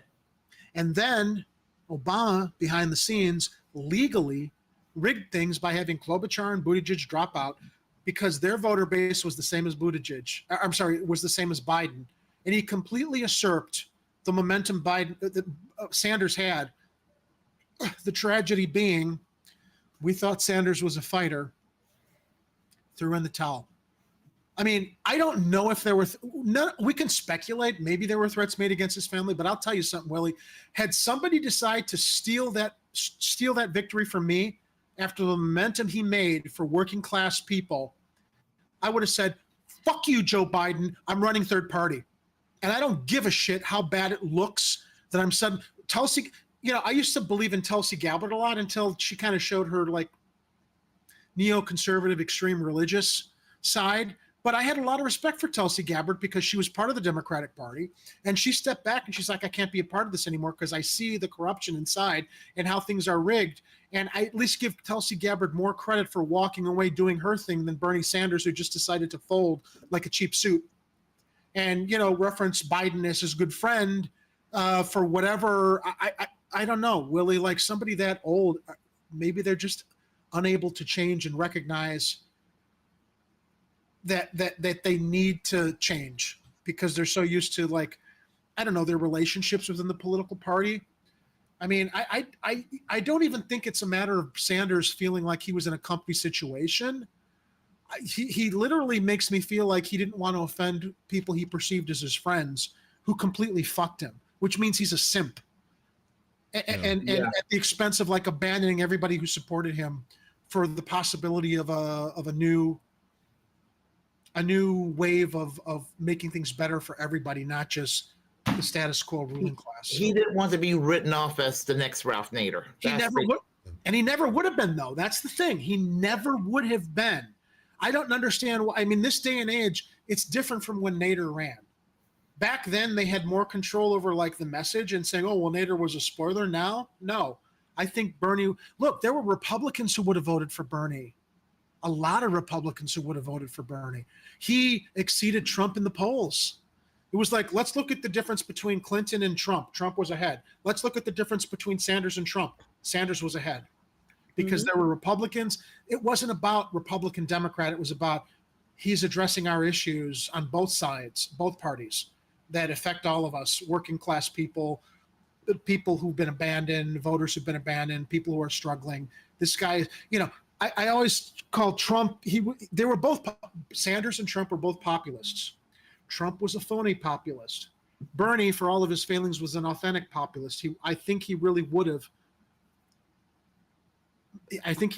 fought for the rights of people, whereas Trump acted like he fought for the rights of people. Trump fought for the rights of some people. Okay, I mean, I'm not a fan of Donald Trump, but Sanders was the more authentic populist that got brushed aside because the Democratic establishment, and I think it's very much led by Obama and Clinton's people, decided to install Biden as their puppet candidate. With Kamala Harris, who couldn't get one delegate, who will say anything and stand for nothing, waiting in the wings for when Biden strokes out to just, continue the agenda of the neoliberal Democrats. They're not Democrats. Well, I'm glad he's not running in 2024 because, again, I just cannot deal with the mental breakdown that I had in 2016 and 2020. And believe me, they were meltdowns. I was pissed back then, and I couldn't deal with it. I'm glad he's not running, and I wouldn't support him now if he was. For a while he was talking about possibly running, and thankfully he just, that chatter's gone because I think he knows. Look, nobody's gonna believe him a third time. That's right. He basically abandoned and betrayed people twice. It's like, and it's the same thing with Hillary Clinton. Does she really think people are going to believe that she could win a third time if somehow within the Democratic cabal, you know what, Warren? I'm sorry. I'm like hijacking your show with political stuff. We're here to talk about 69. No, I'm good. We're here to talk about getting fucked. Oh wait, but we are. Well, Bernie Sanders did get fucked, even though we're mad at him. He did get fucked in fairness. Yeah. Well, think about what happened in 2016. Bernie scared the shit out of a lot of establishment people because they didn't think he was going to do anything. The Queen Bee, she had it in the bag. It was all just there wasn't. Why even have a primary? She's going to win it. And then he comes out of nowhere, and what was he, like 60 points down when he announced or something? It was like 5 people in Vermont or something. Do you remember his announcement press conference, Warren? Like there was barely any press there. Well, that's how little they thought of him and how much they marginalized him as a joke. I'm going to tell you about that because Ed Schultz was supposed to be there. Ed Schultz from MSNBC was down there, and he said, let's cover this. It's him announcing, Bernie is announcing his campaign. He was down there for it, and they were going to do it. And then at the last second, they said, no, we're going to do something else. And they didn't air it because, they don't want to take away from the Queen Bee. And then in 2020, it's like you said, he wins the first 3 primaries. He's set to win the nomination. And of course, the fuckery happens. I think in 2016, they threatened his wife. That's my theory. My theory is that they I don't know if they did something to him. They may have did a little something, but not enough to scare him off. But if they're threatening his wife, or like maybe they know some little shenanigans she was doing or something. Maybe they found that out and they said, "We'll expose." With their foundation, as they've just revealed, like, oh, he siphoned funds to his not big fucking deal. They all do. It's not as it doesn't. It's not him though. It's not him. It's not him. He's clean. It's her. It's her, his wife, who is supposedly not that squeaky clean either. So it may have been something like that. Who knows? The thing is, if that guy's going to be weak, then what's he going to do if he's elected president, right? Let's say Bernie Sanders got elected president, 16 or 20.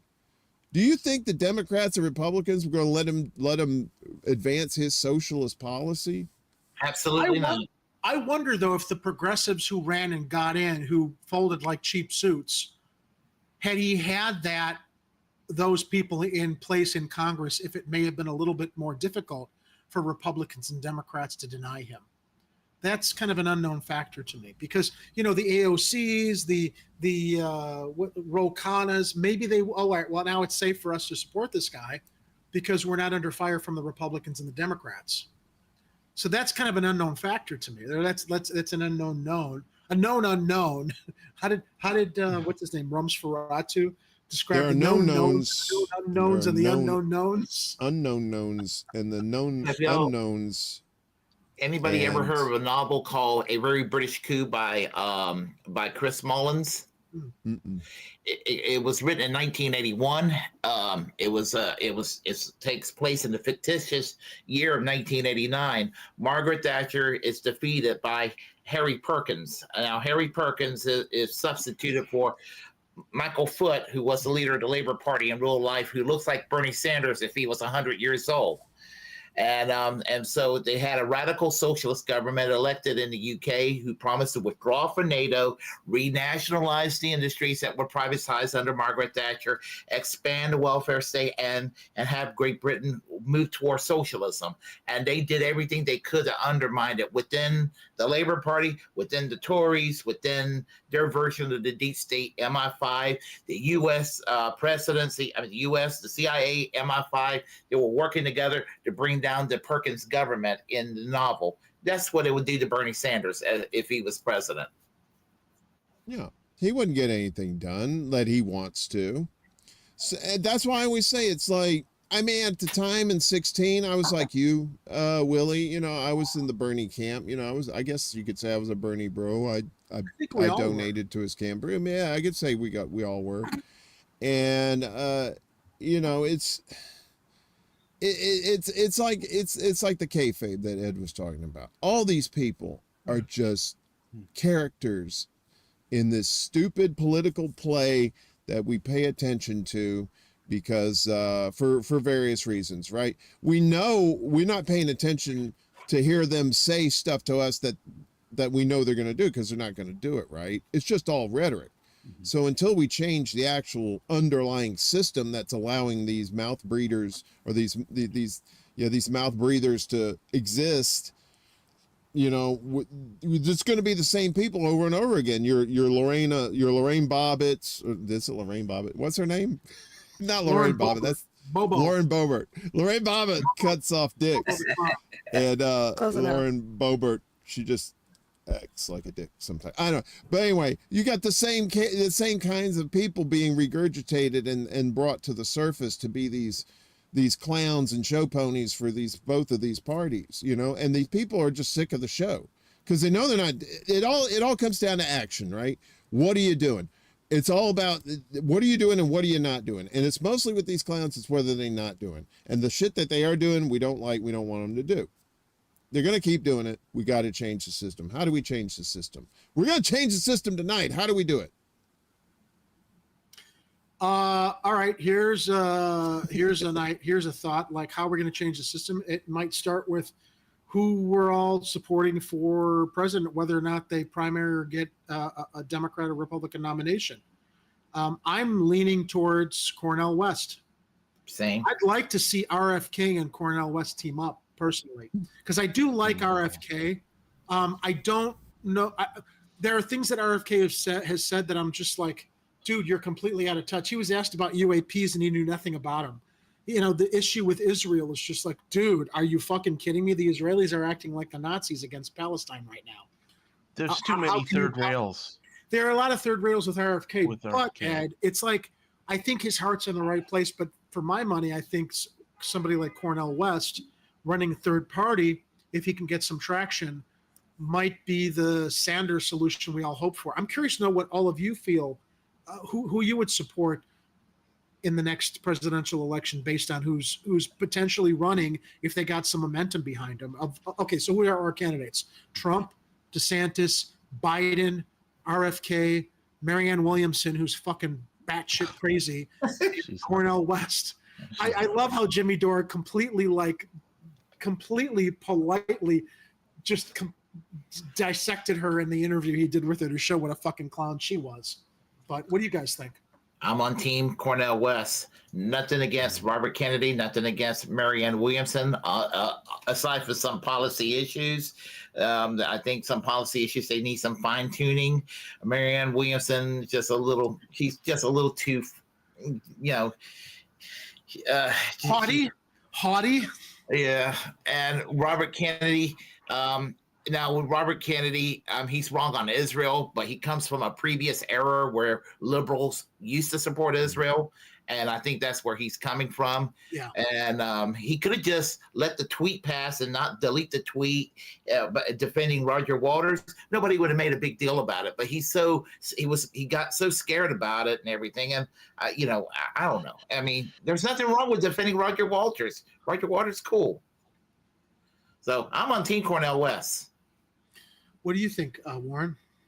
Have you been looking at all the candidates, or enough to make some kind of at least initial decision? I'd say Cornell is far and away the best of the candidates as far as human beings are concerned. Yeah, I mean, RFK Jr., maybe he's coming from a good place. I mean, it's hard to say from political dynasties like that. Someone who's lived in money his whole life, it's really kind of, haven't we had enough rich people running this country?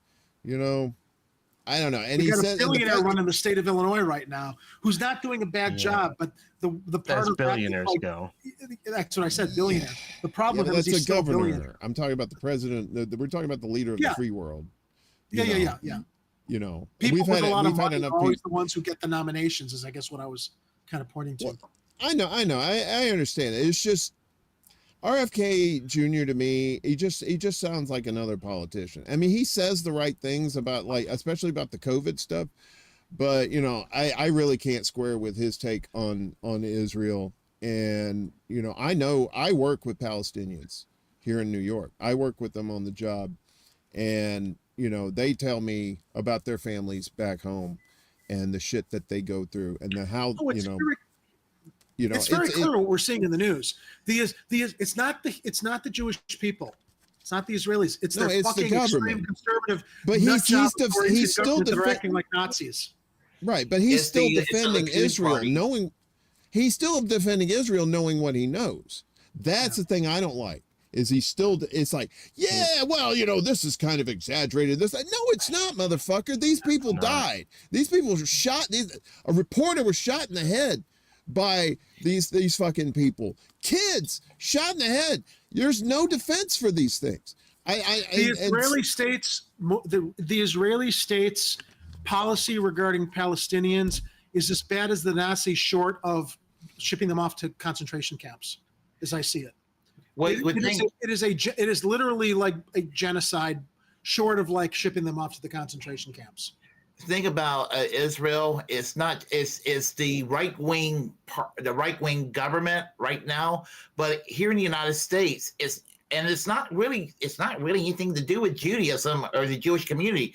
And many American Jewish people are either indifferent or are critical of what the Israeli government are doing. And actually, the worst people in America on that question are the Christian Zionists, the evangelicals. They want to see the rapture. They want to see the revelation. They're going to team up with the Jewish people because they want to see the Jewish people wiped out because of this fantasy of what the book of Revelation tells them. They want Iran and Israel to toss nukes at each other. That's why they cheered Donald Trump pulling Iran out of the peace treaty, which was working. And it was one of the worst things Donald Trump did on a foreign policy level, aside from killing Qasem Soleimani. I cannot pronounce his name, sorry. The general in Baghdad with the drone strikes. Pulling out of that treaty was the worst thing he did because that treaty was working. What does Jimmy think? Jimmy doesn't have a smile on her face. Jimmy, what do you want to talk about? I'm good. You guys want to know who I'm voting for? Afro Man. That's who I'm voting for. Afro Man? I haven't heard of Afro Man. It's a good choice. Who's Afro Man? You never heard of Afro Man? Afro Man's the guy that sang "Because I Got High" song. Oh, okay. I remember that song. Is he? He's I was gonna go down to work, but then I got high. From what I heard, he is running. Yeah, and he's from my hometown. He actually made a song called "Palmdale," and that's where I'm from. So yeah. Cool. Didn't Afro Man do that video of the police busting in his house, and he used all the video of the cops busting in? I thought that was so funny. Absolutely. I love me some Afro Man. Jimmy is in deep thought. That's Afro Man is a legend. Well, that's better choice than We gotta put him in Biden. bubble wrap and keep him safe. Well, in as much as voting for president will actually do anything, and it really isn't going to. I think Cornel West is the better candidate out of all of them at the current moment. The problem he has right now is the problem they always have with a third party, is that they have to get ballot access. Right now, the Green Party has, I think, about 17 states confirmed that they have access. There's a handful of states where they're in a legal battle, and the rest of them are question marks. If he can get a majority of the states, if he can get ballot access in a majority of the states, then he has a fighting chance to, well, I mean, people say that, well, we just want to get 15%, but the truth is, if people have a viable third party choice, they're going to take it right now. So I think that the battle is always ballot access, and you're going to get legal challenges from both parties, but mostly from the Democratic Party, because they have a history of doing it, of kicking other parties off of the ballot. They did it last year in North Carolina. And so if he's going to have a stone's throw chance in hell, that is what he needs to focus on. Every time he goes on a news show or an interview or anything, he should be giving people updates on where they are with ballot access. That's my take on that.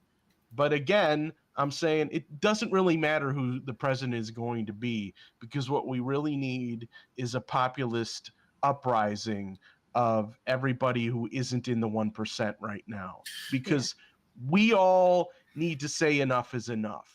Are the rest of you not tired of all our money going to the military-industrial complex and to war instead of fixing the roads and bridges, or giving people health care, or just the basic necessities so that they can just live a decent life? I'm not talking about an extravagant life. I'm just saying being able to support yourself, have a roof over your head, feed and clothe yourself, and go to the doctor once in a while if you don't feel so well.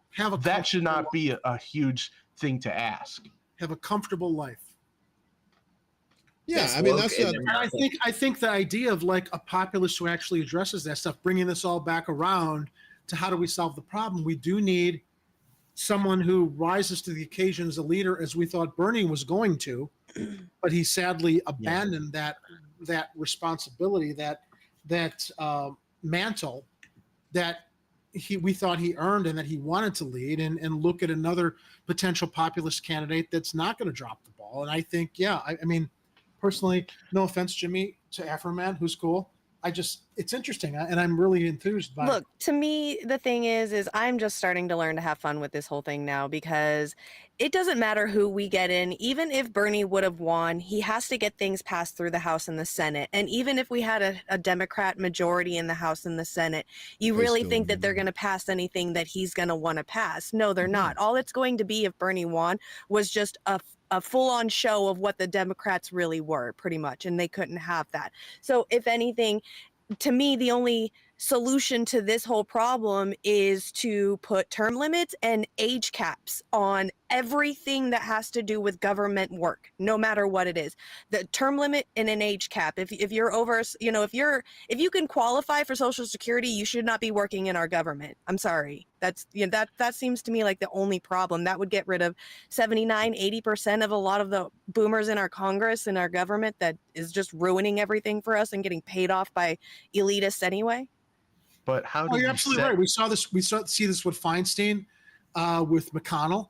You're absolutely right. I mean, we saw examples of how Feinstein just had an accident, and she's given power of attorney to her personal matters to, I think, one of her sons or daughters. Meanwhile, she's being rolled around Congress in a wheelchair by one of the Pelosi daughters. Right. Just make sure she's a voting influence in whatever the Democrat. So you're, Right. I mean, you're And so the absolutely thing was with her too right now is she can't drop out or resign right now because Nancy Pelosi doesn't want her to resign. If she resigns, then that means that spot is up for grabs for whoever wants to run for it. That could mean Katie Porter, a couple other people, but she wants to put Adam Schiff in that spot. So Nancy Pelosi is having her sit in that spot until it's time. So that way they can get Adam Schiff in there personally. she's a placeholder. Mhm. So Yeah, what do you think it's about like what do you think- literally a 4D chess out here right now No. for the next year or two.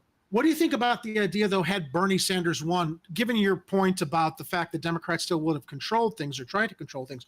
Do you not think that the progressives who ran and got seats like your AOCs or Ro Khanna's or Omar's would not have supported Bernie or maybe helped strengthen a wave of more progressive policies to support him? Do you think that they would have caved to like the Democrats that are used to being able to like influence things with whoever's the Democrat? I think in a perfect utopia that probably wouldn't happen, but with the way that things are, yeah, I think it would just toe back to the way that it was for sure. I mean, if Bernie can secede that close or that far ahead of time before like the primaries was even over with, then yeah, no, he would have caved probably within the first couple of months of presidency and said, all right, I wouldn't think that he would cave as in like do what they're told, I'm probably sure like he would have a little bit of oomph behind him with all of us and stuff, but yeah, no, it would probably be like a Joe Biden thing. I'm pretty goddamn sure of it. You don't think they would have given him the support that they claimed they were going to give as No. progressive? They would have caved, so he wouldn't have had the support. He would have to then cave to Yeah. Democratic. Okay, Yeah. guys, Well, the I gotta take a Democrats quick hate- bathroom break. I'll be right Yeah, back. go for it. The Democrats hate him as much as the Republicans. So, he wasn't going to get anything done in there. There's no way. I mean, he could have done a few, executive orders. He could have done that. But, that's as good as he's president. And then once he's out of office, they just reverse it, Well, there is the Section 1881A of the Social Security Act, where he could have used a national emergency to give everyone health care, which Biden still can do and refuses to do. So there are some things that you could do with an executive order. Right. The thing I'm concerned about mostly is that it's a good idea to have term limits or age limits or some type of restriction that gets all of the melty-brained octogenarians out of Congress so we can actually start doing some things. But the question is, how do we start those rules? Do you have to go, because Congress is not going to pass those rules on themselves because they don't want to get kicked out of Congress. No, they don't. What do you do? Is it going to be a thing where each state is going to have to set these election rules for running for office at a lower level, and that they'll unfortunately have to be weeded out over a number of years until we actually get this to take place? Or do we just employ lava-based solutions right now? Let's do the lava-based. Lava-based. I'm for lava-based. Like ranked choice voting, I think that we should try to popularize the idea of term limits and all that. Because I remember at the age of 54, I remember 30 years ago when the Republicans took over Congress, prior to 1994, for many years they talked about term limits. And I was a partisan Democrat, vote blue, no matter who type back then. And I was like, that was the one area where I agreed with the Republicans. It was a good idea to have term limits. Well, once the Republicans came in and Newt Gingrich became Speaker of the House, they no longer talk about term limits. And to this day, you never hear Republicans talking about term limits any more than the Democrats. But yeah, term limits for the Congress and for the U.S. House, U.S. Senate. But we need term limits for the U.S. Supreme Court too, for the federal courts. We need to make a lot of changes in government, and I know there are a lot of constitutional conservationists or whatever who say, well, we shouldn't change the the Constitution. The founding fathers meant for it to be expandable and to change as the times changed, right? But we're not. These people that are in charge are not going to do that. They're not going to vote themselves a pay cut. They're not going to vote themselves term limits. Those things are going to have to be achieved on the state level and probably through state ballot initiatives, to be honest. I don't know of any other way you can do it. I mean, is there another way? It has to be done locally before it can be done nationally. Yeah. You know. Hashtag incremental change. Unless you and 5 million of your closest friends are got nothing to do and can go march on Washington one day. I mean, other than that, it's going to have to happen in the states because they're not going to do it on the national level. With respect to what Jimmy just said about incremental change, the thing is, Jimmy, we've been engaging in incremental change for decades. Yeah, I know. I'm sick of it. We've been peacefully voting. We've been peacefully protesting. We've been peacefully putting up petitions. People, I'm not advocating for violent revolution, but I got to make a point. I am. This country was founded on a bloody revolution against a tyrannical empire that was running things. And I'm sorry, we're at that point again. This is a tyrannical empire that you can't even imagine rising up against because of the military might that they have and the fact that they're counting on the fact that, you know, you're never going to stand up against them because they can swat you like a fly with their drones or with the militarized police forces beyond even National Guards, on homeland soil. So I'm like, it's really awkward and uncomfortable to talk about, but it's like we're at that same tipping point now.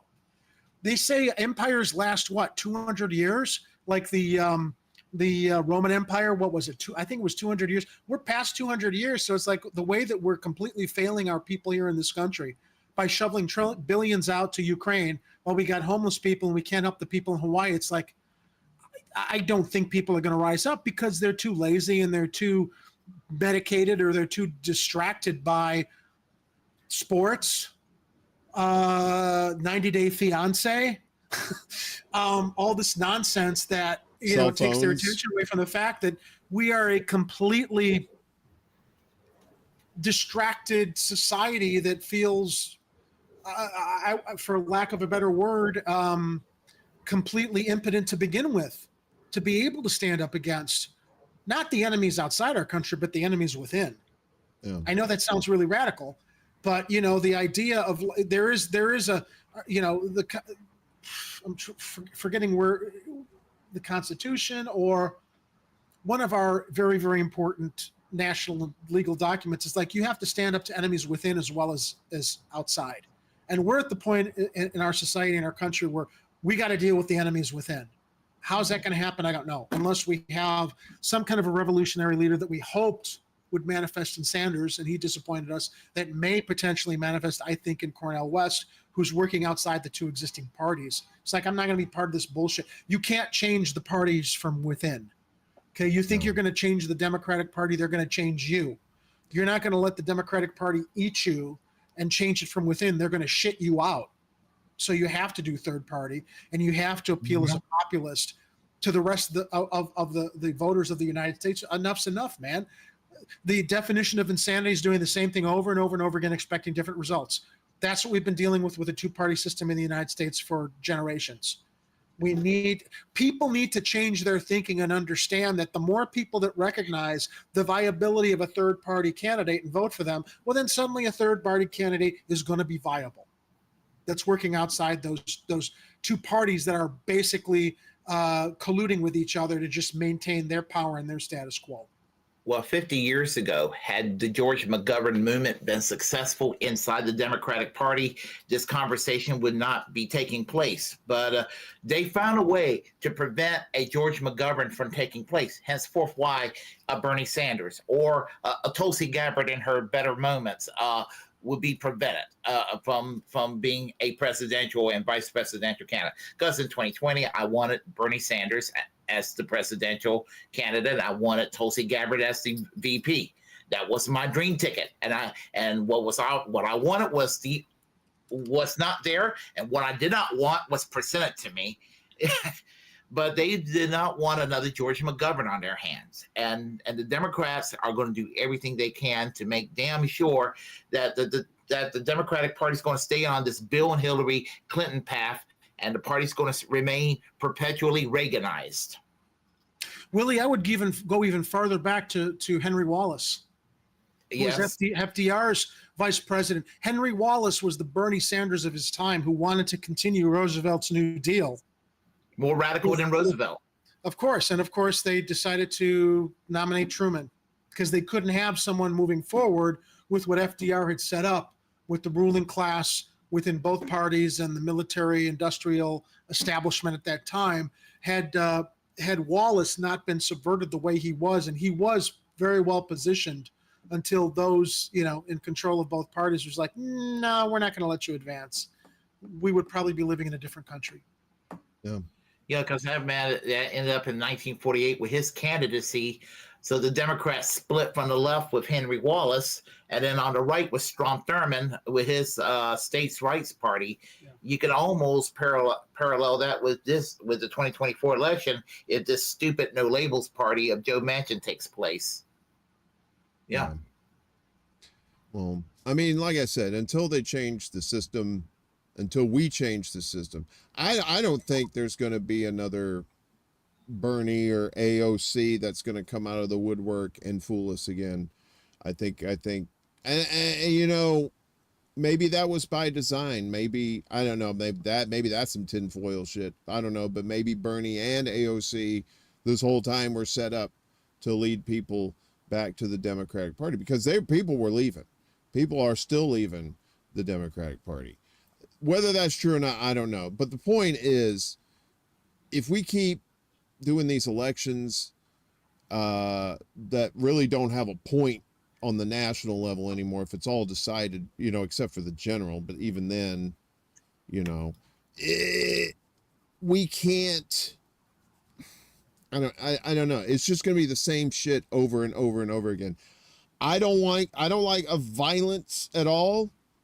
I abhor violence, but you got to protect your house, right? And sometimes you have to go to certain lengths to do that. And this country is our house. We got to protect it.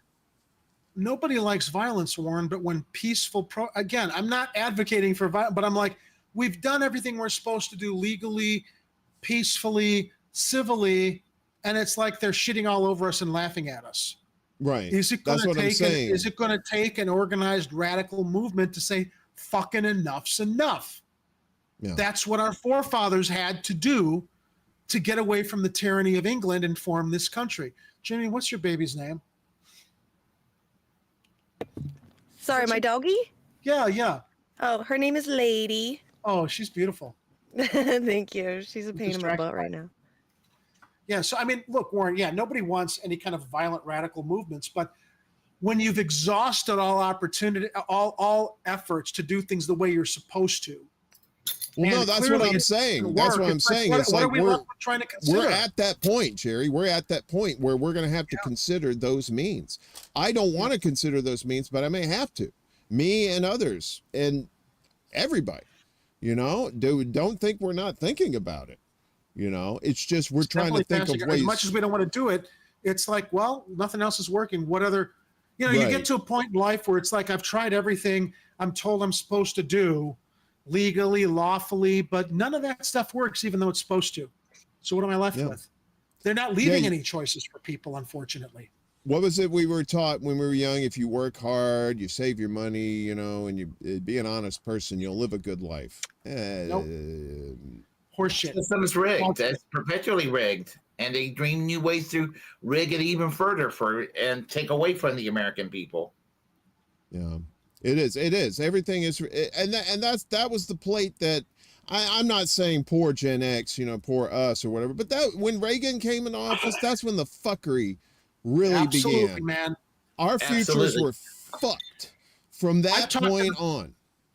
I've talked in the past of like being very privileged to have attended I thought, left-leaning high school, even though it was in a privileged part of town here on the north side of Chicago, where we learned about civil rights. We learned about the corruption of Watergate back in the early 1980s, and realized, oh, we're at a point now where we've learned from these things and we're going to be moving forward towards a more just and equitable society.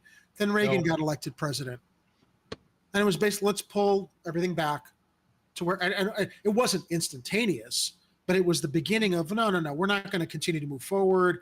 You know, look, is racism as bad as it is today as it was 40, 50 years ago? No, but it's still an issue. And it's still an issue because the forward progression that we thought was going to continue from the 70s into the 80s basically got subverted by Reagan and the extreme conservatives who decided, no.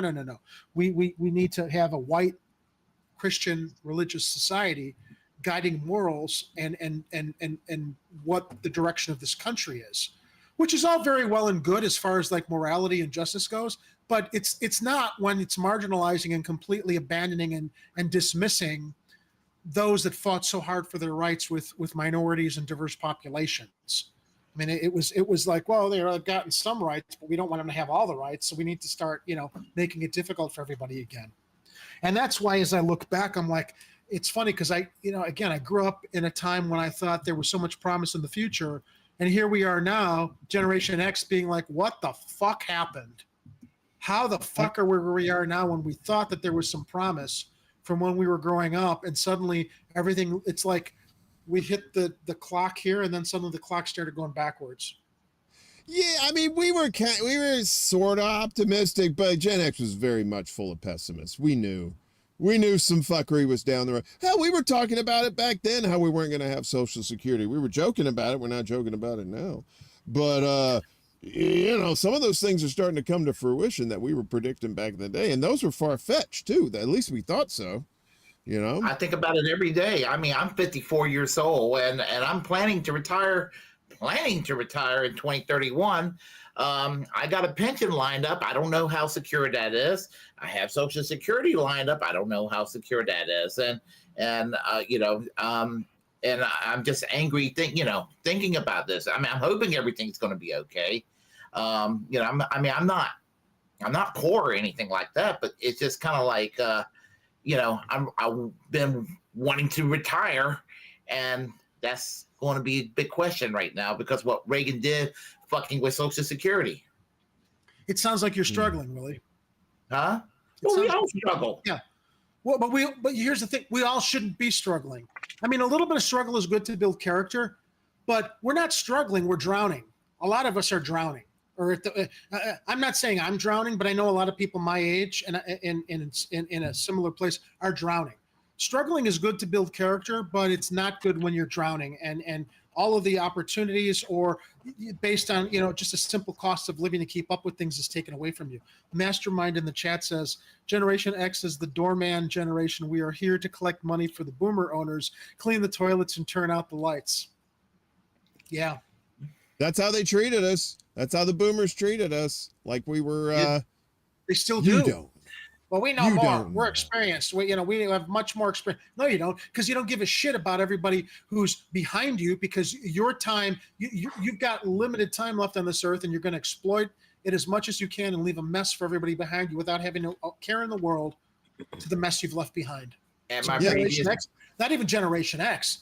My nephew's I just saw my nephew. This is why I took time off Tuesday, Ed. My nephew was leaving for college yesterday. And the only night he had free was this past Tuesday night when we do our Chicago Corner Show. So I asked Ed, hey, I need the night off for a family matter. And I got to spend the evening with my nephew, who's 20 years old, going off to college. Such a ray of sunlight. He's connected. He's intellectually paying attention to all the things we're talking about at 20 years old, as I hope a lot of 20-year-olds are. And I asked him, like, how do some of your friends think about this stuff? And he was very disappointed. He's like, yeah, they don't pay attention to stuff we're talking about. But there are a lot of 20-year-olds who do. And the reason I bring this up, it's like because they're the generation who've been truly fucked, that the boomers don't give a shit about. Generation Xers, I think, for the most part, are concerned about not just for ourselves, but for the generations behind us that are left with this mess, like my nephews, my niece, that I really fear for, like, what fucking world are they going into that these geriatric octogenarians in Congress are leaving as their legacy without any consideration for the damage and all of the mess that younger generations, I don't even know that they can sort it all out. So I don't know. I mean, that's a pretty big mess that Reagan dumped on us, and it's gonna be hard as fuck. It's gonna be hard as hell to reverse all that, you know, without the assistance of a large asteroid from space changing things here on the planet. Or Which maybe would extraterrestrial presence bringing everybody together, realizing we can't fight each other anymore if they are a threat, and we need to like start sorting out our shit so we can come together. I don't know. Well, you know, but when it comes to bringing people together, I mean, I went to a protest called Rage Against the War Machine, and the negative feedback I had by some of my progressive friends over this. I mean, I'm like, oh, you're going out there, and there are libertarians out there.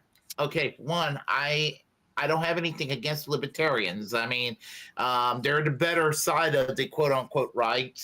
And also, I'm not going to come back as an anarcho-capitalist indoctrinated by the Mises caucus of the Libertarian Party coming back to North Carolina. I mean, I'm glad I went to the event. I'm glad there were people from all kinds of ideological backgrounds getting together because, you know, war sucks.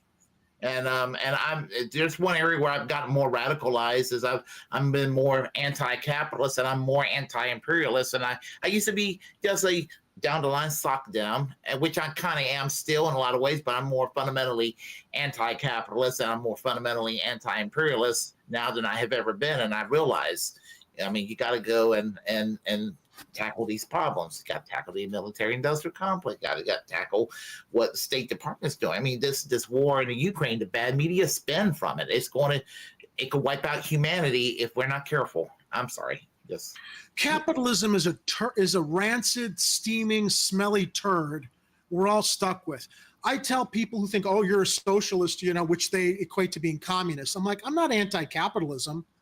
I'm very pro-capitalism. But as it relates to making a comfortable living, getting a fair return on the work that you do, to me, that's what capitalism should be about. Not hoarding all the wealth at the expense of diminishing and marginalizing and exploiting labor. That shouldn't be and that is the identity of capitalism when it shouldn't be.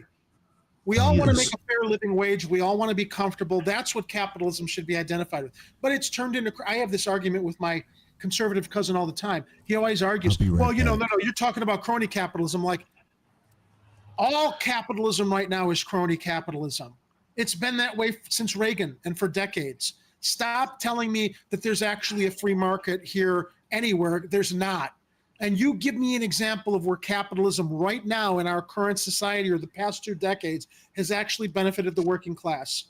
And suddenly, crickets. Well, the other thing is a lot of us are confusing capitalism with commerce. There's a lot of people who just are going to run a business, trying to make ends meet. Yeah, they might pull in a little bit of profit, but it shouldn't be the motive for running all of your businesses. There are a lot of people who feel like they call themselves capitalists, but the truth is only a handful of real capitalists in the economy that currently happens in this world. It's the billionaire class. Yeah, and so there's a lot, you know, and I didn't originate this phrase, but they call a lot of people who are basically temporarily embarrassed millionaires, inconvenienced millionaires, temporarily inconvenienced millionaires. Right. Yeah. And that's your working class or your small business. You're handling commerce. If you're calling yourself a capitalist, you're just faking it, in my opinion. I think you're just doing commerce, and there's nothing wrong with doing commerce. No, making a living. There's nothing wrong with making a living and having a business, but you don't have to do that under capitalism. You can do that under any economic system. You don't need. It's just that we've been propagandized for decades into thinking capitalism is the only option. Sure. And so that's why they call people dirty commies and all this other stuff. Socialists. Socialism. Yeah, they call Joe Biden a communist. I think that's hilarious. And that's part of the political kayfabe, to take words and make them lose their meaning by just using them as otherism. Yeah, but aren't they supposed to be believable words, though, Ed? I mean, come on. Joe Biden, a communist? Jesus Christ. I mean, even Helen Keller could see that's bullshit. Come on. In this debate I had with my conservative cousin, who has a very, very big heart, although we disagree on a lot of things politically, he's a good guy. He always throws back in my face, oh, well, you've got two businesses, so you're completely feeding into the capitalist system. You're a capitalist, Jerry. I'm like, no, I'm not. I'm a small business owner.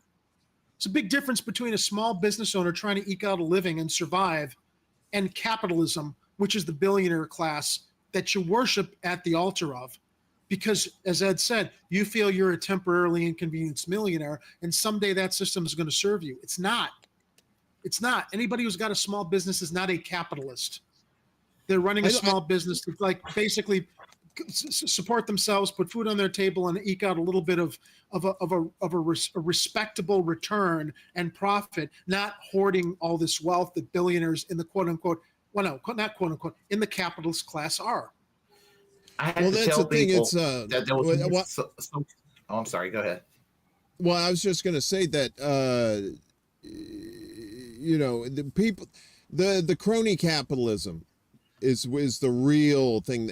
When capitalism actually hurts society, that's when you need to change it. So, and a good example of that is this whole BlackRock deal, and these people who flip houses and stuff like that, who buy a home, don't live in it. Nobody's living in this house. It is just purely a profit motive, right? Driven motive. It's right out in the open. That's all it is. Warren, that's the thing too. It's like, it's under light of day. They're pulling this shit, and people are still, oh, well, I want to be like them, so I'm not going to argue against what they're getting away with, because someday I don't want to pay taxes because I'm going to get rich. And it's like, motherfucker, someday I'm going to be a billionaire. You're not going to be a billionaire, motherfucker. Right. You're not even going to be a millionaire. Not your dumbass. I mean, not you, Jerry, but I'm talking about the fucker who thinks he's going to be a billionaire. The people that believe, that feed into the American dream, the Horatio Alger myth, which was a myth.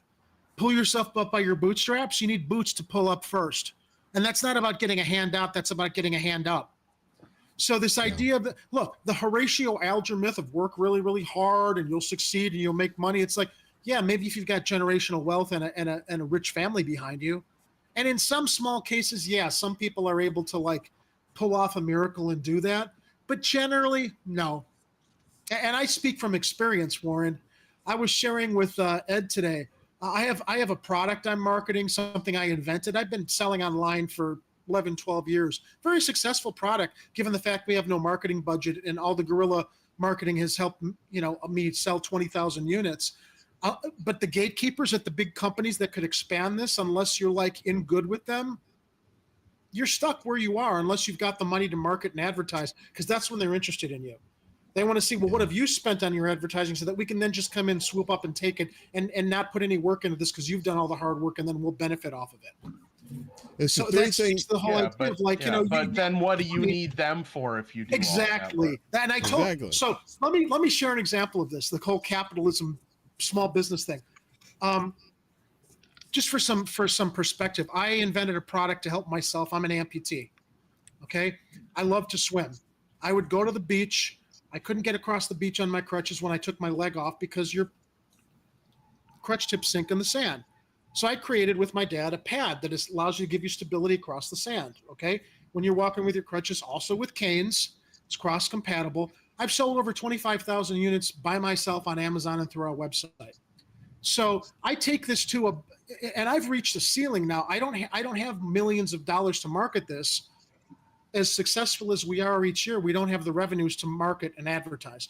So I take it to a big medical device manufacturer that's got a global presence, and I pitch it to them. I'm like, hey, look, man, we've hit a ceiling here. You guys have got the outreach.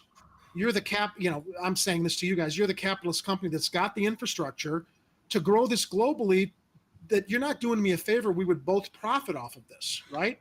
Because I've got something that I've already established as proof of concept. Well, you know, have you done any advertising? Spent any money on advertising? No. If I had that, why would I be talking to you guys? Because I'd be successful.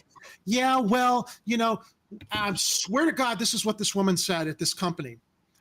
well, it's going to take a lot of effort and marketing dollars to promote your product globally. And, we'd rather be picking up $100 bills off the floor with what we already have than, put the extra effort into trying to pick up the $10 bills because you're a niche product. Niche product?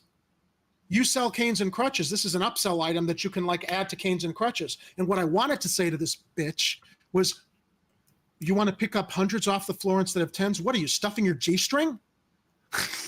This is an opportunity that you guys are because you don't want to put the work or the effort into it, that you wouldn't even have to put that much work or effort into, because you have an internal marketing department that already has the reach to take this to the next level. You're just fucking lazy. And you're a gatekeeper. And you don't want to put in the work. And I said to her very politely, I'm like, you know what? I hope I'll prove you wrong in time. It's going to take more work on my end. But this just speaks to the whole it's like, unless you're in with the people who've got the money or have the money, even with a successful product on a small business level, you're never going to get to that next level without knowing someone on the inside advocating for you or having the capital to market and advertise to get to that next level. Otherwise, they don't take you seriously despite your successes. That's the American dream, ladies and gentlemen. Yeah, I just have a hard time when I hear people say, "Well, I'm a patriot. I'm an American," and I'm like, "Well, what does that mean? What does that mean to you? What does being a patriot mean? You love your country? What do you love about this country? You love your family? That's okay. You love your friends? Sure. You love your job? Not everybody does. But the country, when you say the country, you're talking about the leaders of the country. You're talking about the government. Well, the ideals that Israel, the country supposedly stands for, too. That we've been brainwashed into believing that's what this country is about, when sadly, we question. We've been brainwashed from the get, with the whole Star Spangled Banner and all this, the bombs bursting in air, blah, blah, blah, blah. I mean, that shit's old as the hills. But, that was rah-rah stuff to get people motivated for the revolution. They had to have that kind of stuff. But now it's like, nah, that shit's just propaganda. What? We got nukes. Do we even need a standing army? Seriously? I mean, we do, but do we need $900 billion for the military? Of course not. Right. Well, they're all in other countries too, Warren. It's basically to establish our presence in the countries that we are exploiting as an empire, stealing their resources. For all the people who complain about all the migrants pouring into Chicago, they're coming from South America, where American imperialist policy has essentially destabilized their governments. That's why they're fleeing and coming to the United States. Of course. And people lose sight of the fact that migrants who are fleeing oppressive governments are fleeing the oppressive governments that our empire, our American empire, has put into place, destabilizing countries in South America. That's the thing. People don't understand that there's just a whole bunch of extenuating circumstances going on, not just one thing, right? They don't understand that the economy is shit if they have money, that sort of thing. They're not paying attention, and they're not waking up to these facts. It's happening, but it's just not happening quick enough. You know what I mean? It is. It's like Jimmy was talking about, the incremental change. And I know some things it has to happen that way, but you have to start somewhere. You have to actually start the revolution. But how do we start it? Who's going to start it? What's going to be the spark that starts the revolution? It's going to have to be us. I mean, who's going to emerge as the leader? I think that's what we're so used to, is somebody leading us around. We've got to be our own leaders. We have to be leaders in our own communities. Was going to be that, and he. We thought AOC was going to be kind of that too, So it's us putting stock in these people, and just putting stock in these folks that we know are not going to do anything for us. Who was the second person you just mentioned, Warren? AOC. AOC. Okay. Yeah, because there was it was the same thing. And that, fool me once, shame on you. Fool me twice, shame on me. You ain't gonna fool me a third time, because fuck you. Because, and I think that's probably what they want people to do. They want people to distrust their government so they can get away with all kinds of shit. Even though we'll just elect somebody new. It'll be the same kind of people in there, because it's the same system. You know what I mean? It's just like cilantro. You could have the tastiest food in the world. You put too much cilantro on there, all you're going to taste is cilantro. And that's what our government is too much cilantro. We need to change the recipe. So, I don't know. My mother cooks. My mother uses a lot of cilantro in her cooking, and she's pretty good at it. So, I mean, I don't know. To me, too much cilantro, that's all you taste is cilantro.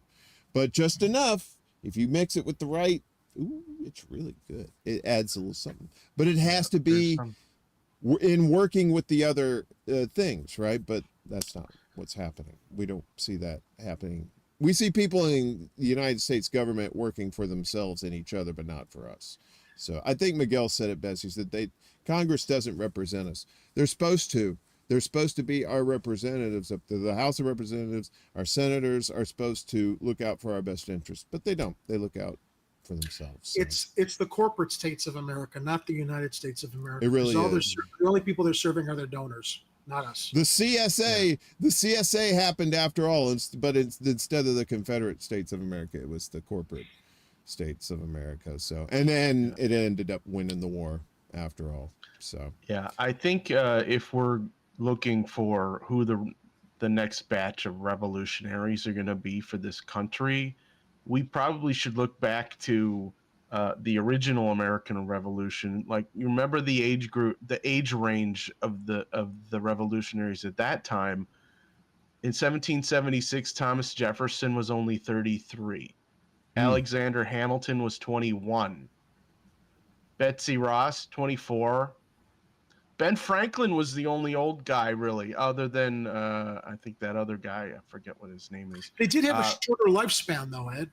Back then. Yeah, well, Ben Franklin was 70 at the time. So, I mean, it wasn't unheard of for them to live that long. It just wasn't very, very likely or common.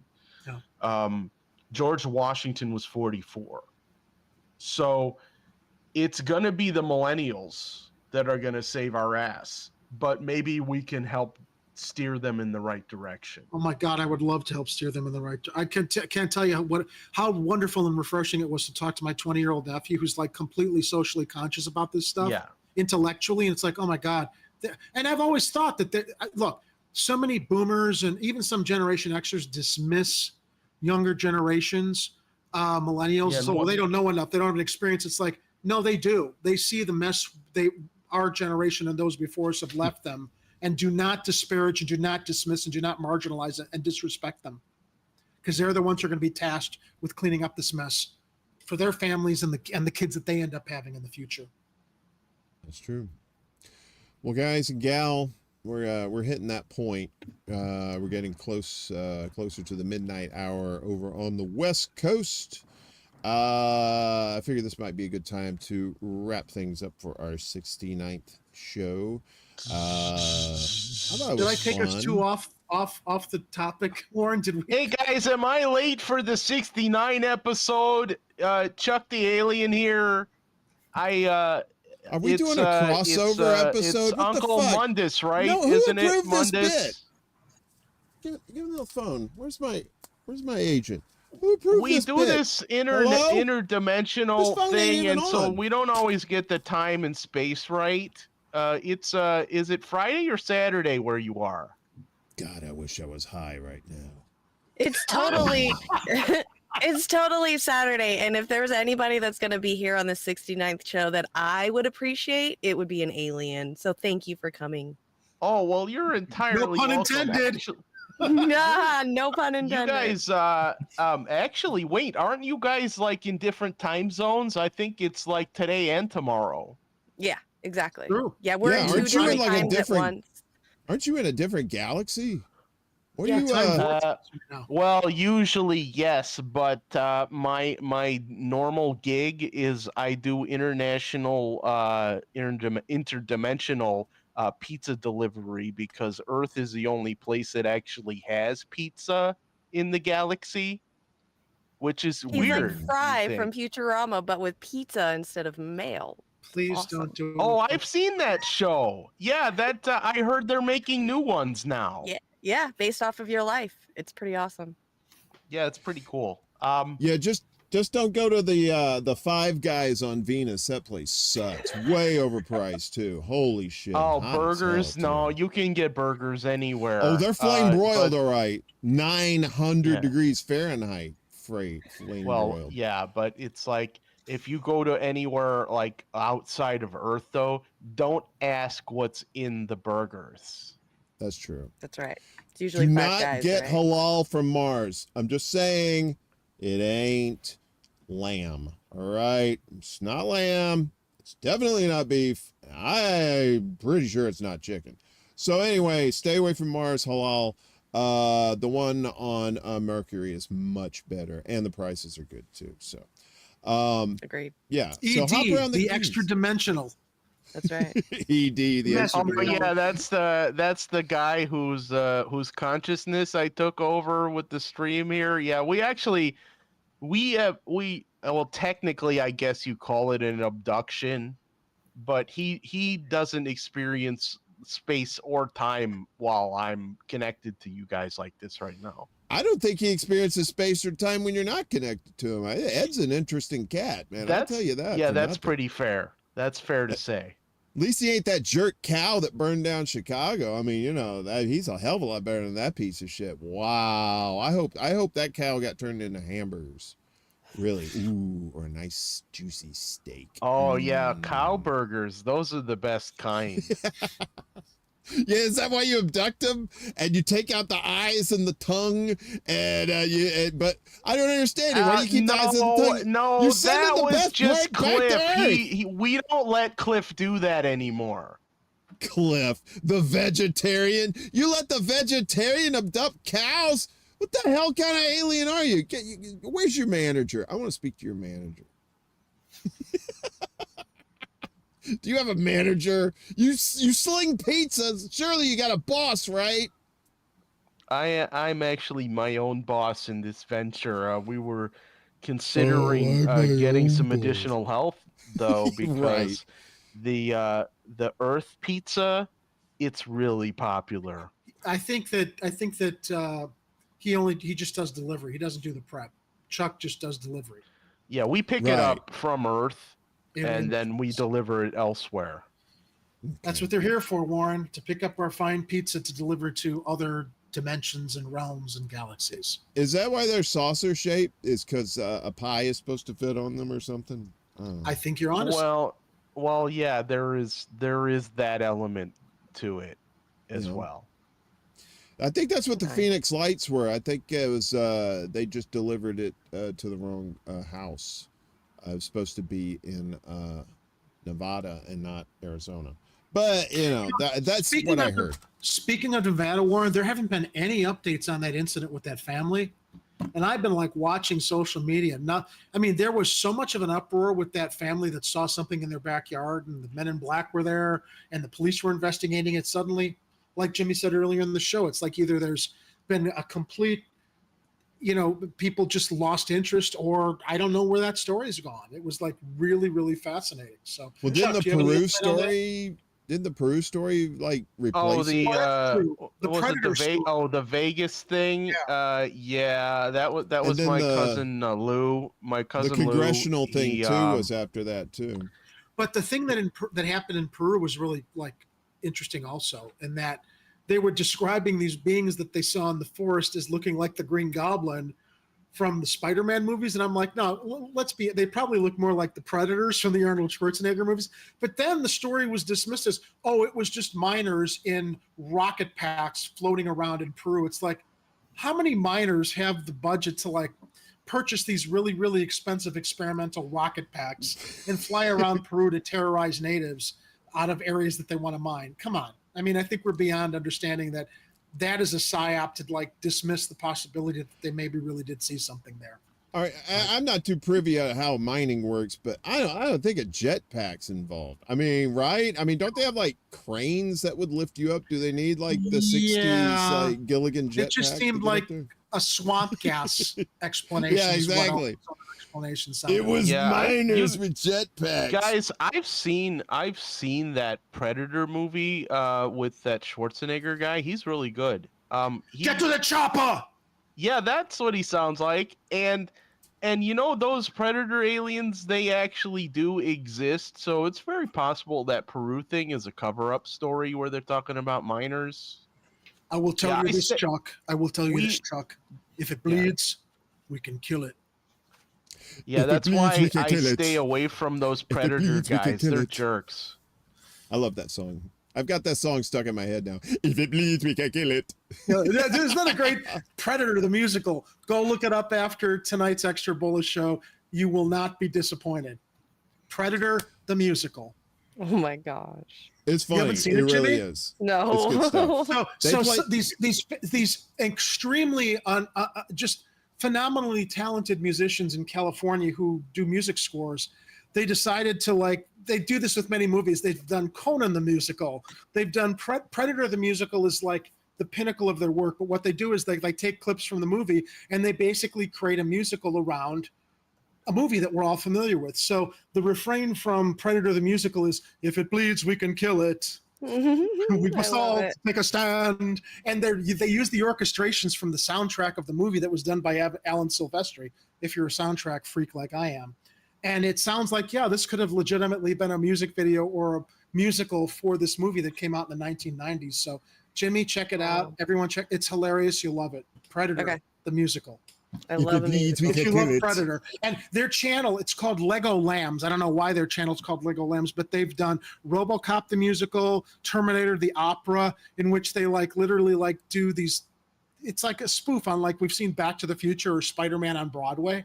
So they're taking all these other movies that haven't had the opportunity to go to Broadway and created musicals, short musicals, 3 or 4 minute musicals. So very entertaining channel. Heck yeah. All right. Well, hey, look, guys, I got some pizzas sitting in the spaceship. I got to get those things out of here because they're starting to get cold. So I want to thank you for having me on your program, but I got to fly, literally. Thanks, Chuck. See you later. Be careful around your anus. I hear it's full of Klingons. So... Oh. Did everything just taste purple for a second? Yes, absolutely. You're stroking in it. I mean, you're soaking in it. No, so, no, you're fine. You don't smell burnt toast, do you? Never mind. Don't tell me. I don't want to know. So, all right, we got to get out of here. It's getting close to 3 o'clock in the morning here on the East Coast. But I wanted to go a little bit longer with the guys and gal tonight for our 60-night show. Not really special. It's just a 60-night show. But it's just I have the mind of a junior high kid, and I hear 69. I have to always follow it up with T, or he said 69. Yeah, 69. It's licking his penis. That was a good one. He's eating her muff. Muff is delicious. Muff is delicious. Muff. Actually, Warren kind of looks like Beavis. Are you threatening me? Are you threatening me? Are you threatening? Julio. Are you threatening me? I need to pee for my bunghole. I will stay like this the rest of the night. I'm here. I'm nailing it right now. I am Cornholio. I need TP for my bunghole. I will beat you with an inch of your life.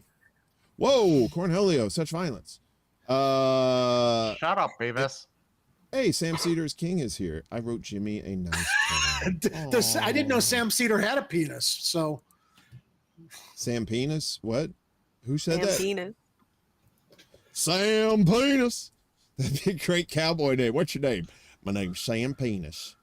Well, Wait, is it called actually, Sam? isn't Sam Cedar kind of already a porn name? Sam No. Cedar. Oh, so it's Seed Sam him, Cedar's too. King. I thought you said that there's someone in the chat called Sam Cedar's Penis. No, I I said, messed Sam Cedar is king. You're just Okay. thinking penis, Jerry. You It's dirty the theme little of the show tonight with the 69 title direction. dirty little cookie saurus, you. I'm glad you came on board. We're having a great time. Anonymous said it Slam best. Cedar. Love the show, not as much as 69 though. Exactly, Anonymous. Nothing could be finer than an extra 69er in the morning or the afternoon or in the evening or on your evening commute. And you didn't even So get into late. Cleveland Steamers or Dirty Or the- Sanchez's, Warren. Dirty Sanchez. Dun, dun, dun, dun, dun, dun, dun. Senor Sanchez, you are very dirty. Yes, I have a nose full of shit. What? I don't know what I'm talking about. It's getting late, guys. Sorry, You know Sam Cedar is king. I don't like Sam Cedar. So we're I even. know the neighbors in my building right now have got to be going, what the hell is this guy talking about? I got the headphones on and they only just hear me saying really dumb stuff and talking like an alien. They may think it's Meatwad. Maybe they think Meatwad back there sentient, you know, and like the house is haunted or the whole place is haunted, and he think that Meatwad's a ghost or something. I don't know, man. I don't know any of this shit. I'm just glad you guys showed up. So, and Thanks for the invite. It was a lot of fun. It was a fun time. Let's go around the horn here and do our due diligence with seeing what people are doing this upcoming week. Willie Bragg up there in the top left corner. Take it away, brother. What you got going on? Oh, well, there may be a live stream tomorrow. Depending on, you know me, I'll live stream whenever. I don't have a schedule. However, Jimmy and I, we're going to have a program on September 1st premiering called Bragland. And so she and I, we're going to be co-hosting 5 o'clock to 7 Eastern Standard Time every Friday. So, oh, nice. Yep. So you've got a date and a time. That's good. Yeah. What do you say about that, Jimmy? What's the show going to be about?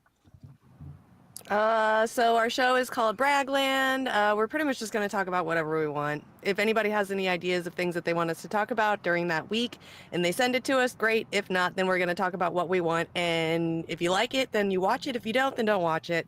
It's just whatever we want to talk about. And I kind of like that idea. So that's pretty much what we're going to do. It's nice. Cool. Anything going on with you this week, or are you just prepping for the new show?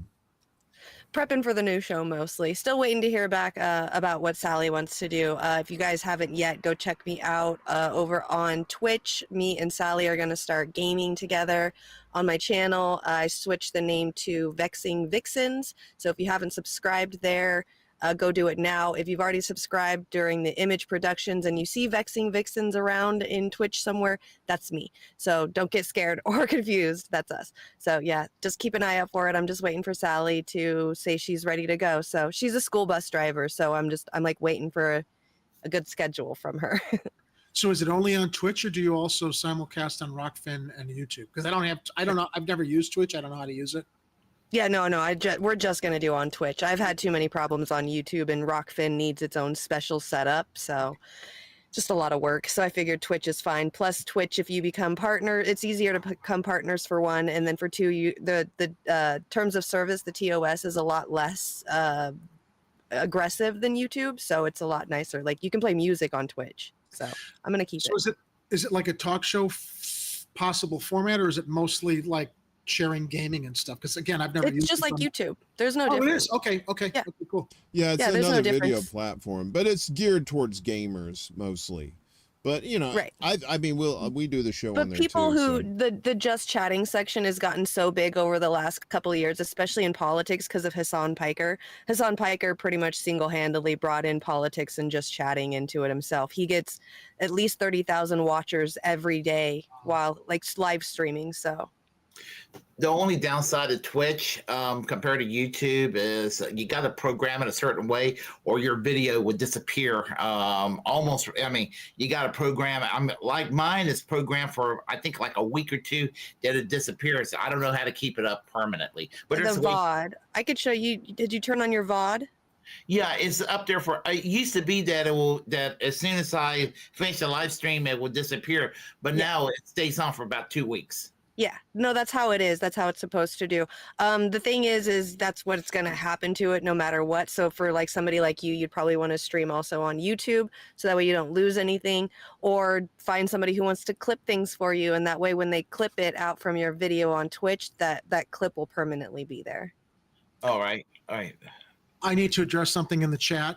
Baza, no, I'm far off from being a boomer. I game every night. As a matter of fact, I'll probably be playing Call of Duty DMZ into the wee hours of the morning after this program, but I don't know Twitch. We run on YouTube and Rockfin, and Twitter and Facebook is where we do our Chicago Corner live streams. But I'll tell you, I promise you, now that Jimmy's opened my eyes to this, Ed, maybe we need to explore figuring out how to simulcast on Twitch. Yeah, I would say priority would be Rumble first, but I don't have a problem with streaming on Twitch. I mean, do you guys have enough subscribers on Rumble to go ahead and start streaming? We don't now? have a Rumble We channel. don't have a yet. Rumble yet. We're not on Rumble or okay. Twitch, but I guess that's something we need. Because I've always thought Twitch was just for people who are sharing their gaming, which I game every night. I'm like, maybe I'm like not tapping into a resource here that would be lucrative. Well, yeah, but- you could go live and game on Twitch. But I That guess- would be. Yeah, but Ed, I wonder does anybody really give a shit about me playing a video game as opposed to playing themselves? That's the only thing that's kind You of won't know You'd until be you do it. surprised, Really. Jerry. You would Fair be enough. surprised. Fair enough. Yeah. You have a niche too, as you're very political as well, and I've been still to this day am waiting for somebody who games and talks politics. Live Really? streams. Yeah. Well, maybe I can join you when you game sometime if I figure this whole thing out. If you will indulge me. Yeah, of course. Yeah, Okay. we'll teach you everything. Looking Teach into you it. all the ropes, the Twitch ropes. Baza says that Jerry is less boomer than I am. So I don't think Warren's a boomer, but thank you. I think we're all very young at heart, despite our age. I hope. And age is Baza, just a number. It's just a back number. in my day, we didn't have downhill. Okay, everything was uphill. Shit cost a nickel, but you got paid in leaves and the tears of children. So you couldn't get any money to spend. Just fuck off, man. That's all I'm saying. Anyway, And we're not boomer. We're Gen X. Okay, Gen He's X kid- is like one or two generations away from boomers. they're Boomers. busting our Yeah, balls. Gen- It's fine. Yeah, It's Gen okay. X. We've been 30 since age 10, and we really been haven't old. changed. We're We've been basically old our stuck whole there. lives. It is. We're just. It's like kind of like a reverse. It's kind of like a Benjamin Button. We started out old, but Yeah. instead of growing young, we Because I just, mean, our bodies grew old. we were the kids that started with analog, and then everything started going digital. You know, That's we right. were the kids who actually went and played outside and rode our bikes miles away and did all this stuff that a lot of kids might be starting to do again, but video games kind of ruined that for a lot of people, because what happened was a lot of kids started just sitting in front of their TVs or their computer screens and playing games, and they didn't used to do all the other stuff that people used to say we all were extremely dangerous about, like building race cars out of plywood and running them up ramps and riding bicycles off of ramps, pretending you're Evil Knievel and wiping out. Yeah, or getting our friends to just go inside empty car tires and rolling them down hills and all kinds of weird stuff that we would get into trouble for, and kids would have broken bones and all kinds of stuff for. But parents won't even let their kids out of their sight these days. Yeah. They rarely let them go God. very far from the house. They're helicopter parents. They're hovering over yeah. them all the time. I mean, we They're have the overly advantage of like protective. breaking into and exploring old abandoned buildings. I don't know how many kids do that today, But also we had parents who a lot of them we'd had two parent, some of us who had two parents or didn't have parents in divorce, they were both working during the day. Yeah. And so a lot of us kids, we had keys to the house. We would have to let ourselves in. Sometimes we'd have to make our own meals. A lot of self-sufficiency that we had to do at a very young age that a lot of kids just don't have that experience right now. But it'd be nice if some of them actually started getting that experience, or realizing that you can be self-sufficient without having a capitalist motive, for example. It's about being able to take care of yourself and others and caring about other people in your neighborhood and stuff. You got friends you're hanging out with, we don't have to make it about being selfish. True. No. Some Death will, though. Tyrant says we had real cocaine. Enough said. Crack is Yeah. whack. Until they come up with a cure for greed, we're gonna have to figure out something. So, but Jerry, Ed, let's talk about Chicago Corner.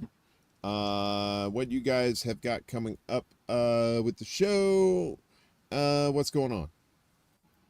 Well, we broadcast Tuesdays and Fridays. Usually it's 7:30, except for nights that I'm just like worn out and I say, Ed, can you do it? Or I need to take a night off, which actually is not that often. I mean, last week I had some other prior commitments, but we come on 7:30s, Tuesdays and Fridays.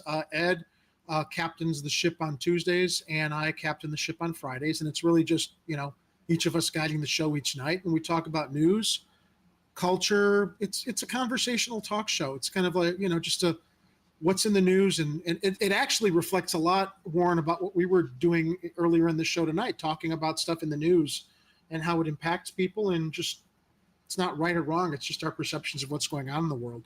Locally here in Chicago, although we've now broadened our scope nationally so that what we talk about is from a Chicago point of view. So we can engage viewers from all over the country, not just our original viewers here in Chicago.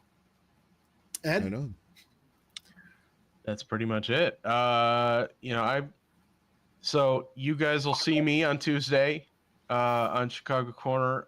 And if you guys want to make pizza Chicago style at home, head over to realdeepdish.com. I got recipes there. You can learn how to make the original authentic Chicago deep dish, as well as there's recipes for the other styles of Chicago pizza, like thin crust, the caramelized crust, and stuffed pizza. There's some basic instructions as well. And to my new, it seems my new nemesis. I hope we're not nemesis for that long. Sam Cedar is king. Jimmy has come on Chicago Corner, as has Warren, and Willie. You're welcome too. We love to have guest panelists on our program, as Warren and Jimmy have indulged us tonight on Extra Bulla. So they have joined us in the past, and I'm sure they'll join us in the future. We love having other guests and panelists on our program to talk about stuff. So that's one of the other fun things about Chicago Corner. And we also have a really, really wonderful engagement with our live chat viewers, where we're constantly like sharing what people in the live chat are sharing in regards to the stories we're telling or the things that they want to share. So I would encourage everybody, if you haven't found us on YouTube, please subscribe to us. You'll find us in the search bar, Chicago Corner. Subscribe to our page. It would be great to drive up our numbers. We also have a website at chicagocornertv.com that Ed has beautifully designed, where you can watch our shows from there or on YouTube. And Chicago Corner TV on Twitter and Chicago Corner TV on Facebook. Follow us everywhere. Help us. And Sam Cedar's king. I hope we can become friends. Even though I'm not a huge fan of Sam Cedar, it doesn't mean we can't be friends. So I'm gonna save you some trouble, Jerry. You don't want to be friends with him. No, wait, no, you can't do it. No, you can't do it. Can't do what? He's an awful person. You don't want to be friends with that guy. Sam Cedar's person. Yeah, we're all right. Fine, I'll take Warren's word for it. Yeah, he's pretty much a piece of shit.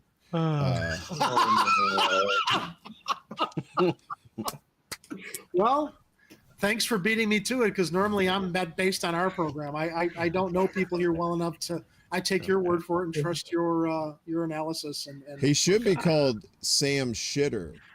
Is shit. Oh, no. He just said, I can't stand extra bully. He just reminded me. I'm seeing that. Then why come here, Sam? Yeah, Sam.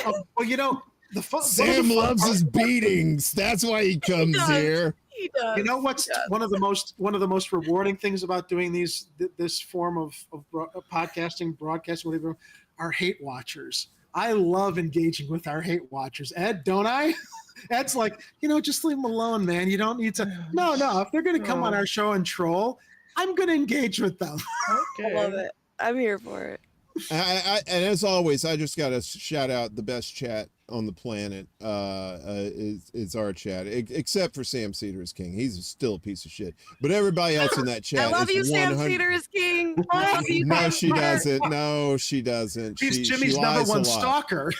Jimmy He has lies all a of lot. my heart. The whole she's fucking drinking. thing. She's drinking right now. Don't listen to her. She's my daddy left. So anyway, yeah, Sam's shitter is shit. What? I hope you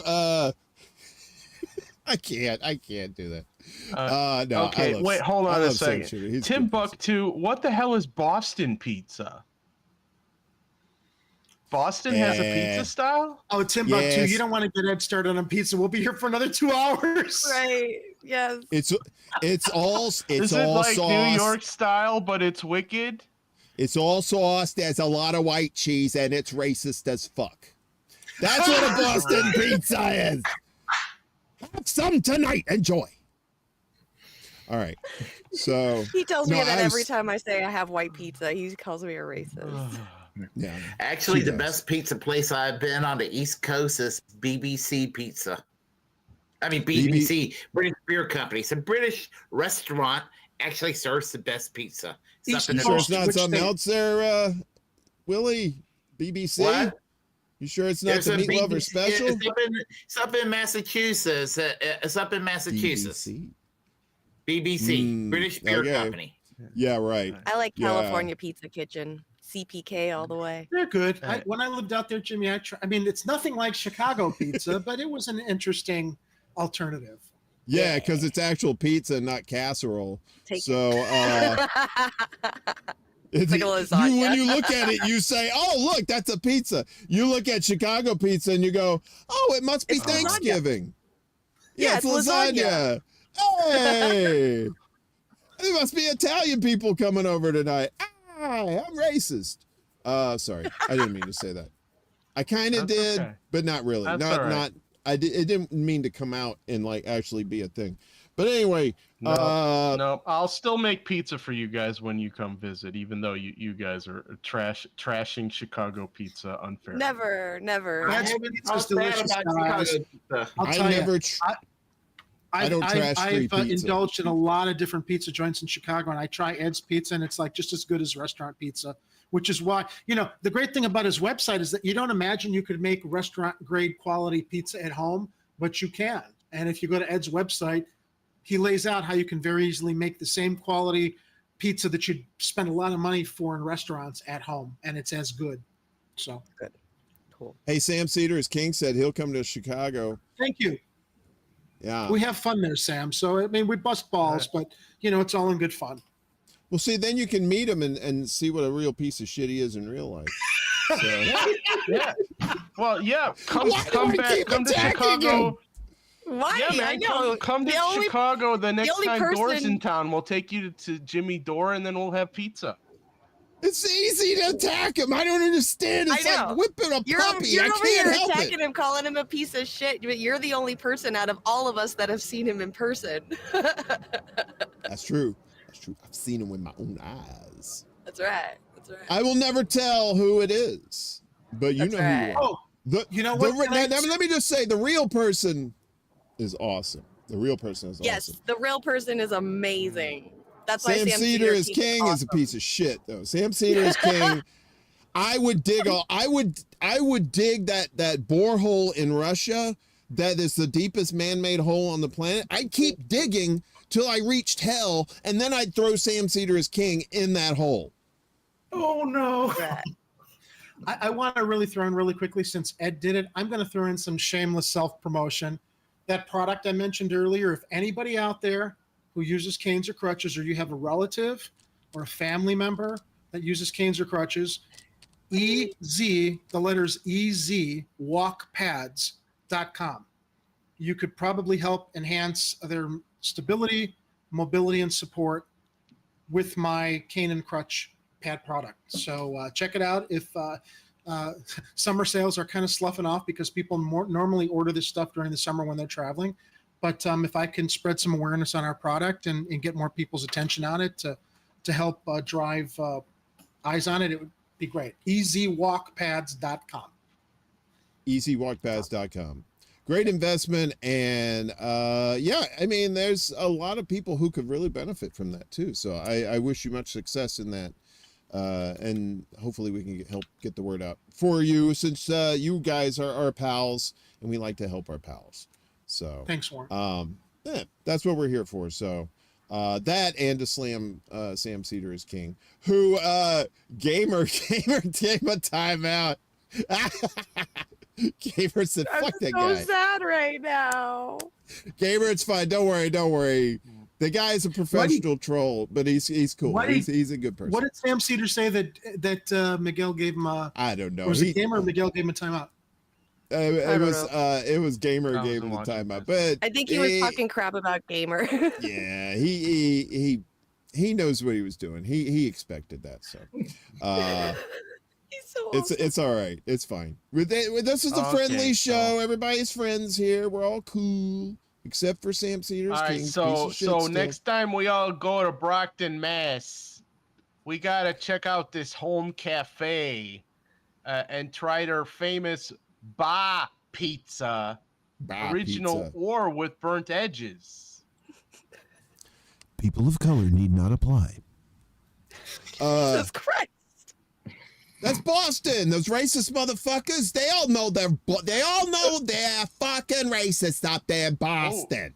All right. Hey, the meat lovers is only $13 over there. They could be in the bar. They could be in the car. They're still racist. They hate everybody who isn't white. Anyway, sorry. No, I actually know people in Boston. They're pretty fucking racist. So anyway, we should probably get out of here because we are all now on the same day for the first time in a long time. We've all caught up with each other. It's Sunday for everybody. Unless you live out in the Pacific.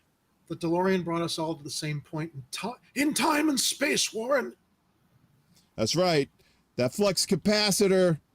Ed held the wires together, and then Willie drove the car, and we're all going, woo, going back to 1985, and then they shot us to 2023. And fuck, man, you shot too far. I want to go back. All right, so we could talk about that all night, and we probably will. We're gonna have you guys back on again for another one of these, maybe when we do the 169th show. Okay. I don't know. I'm running out of ideas. I know, exactly, right? I'm running out of ideas here. We're going to be giving away like refrigerators and shit at some point. I know. I don't know how that's going to happen, but it's going to happen. So anyway, I want to thank you guys. I want to thank Ed and Jerry from Chicago Corner. Of course, Willie Bragg from the Willie Bragg Show. My sister from another mister who is very patient with me, and I appreciate her, Jimmy. Thank you so much for being a cool person and letting this sausage fest happen apparently tonight. So on 69 night. But did you guys have a good time? My life. I'm used to it. So. Oh no, that's fine. But I appreciate all your knowledge that you brought forth tonight, Jimmy. Thank you. Thanks. Thanks. You may have said very little, the one but knowledge tonight that I want to let everybody know, because it's the video you didn't show tonight. Just make sure if you're gonna do 69, don't let the guy be on top, because the girl as a girl you don't want to see that stuff. I'm just saying. That's all I want to say. And I don't want to do push-ups. All right. we ain't at crunch. All right. This ain't that kind of party. All right. Yeah. So, thank you, everybody. Thank you in the chat. Those watching on Rumble and YouTube and Rockfin and Facebook. Appreciate all of y'all.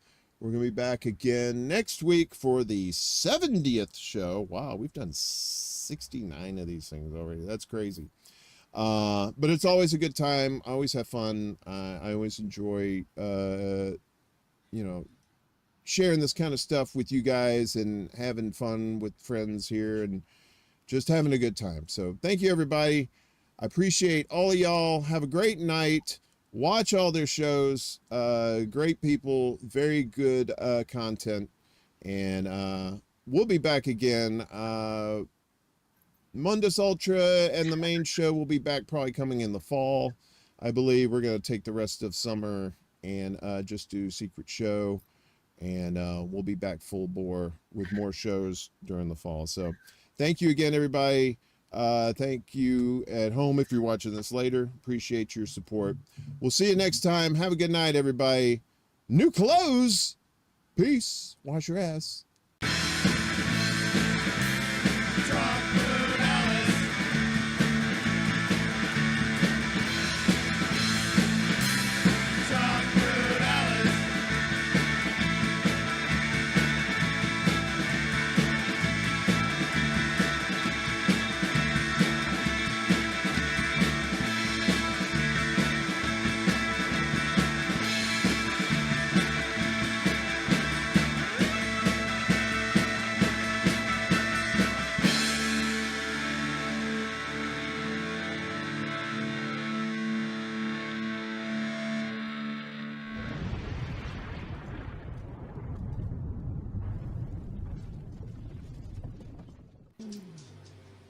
up, bitch!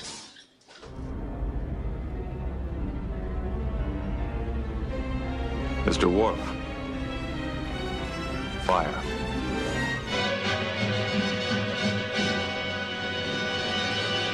Groovy.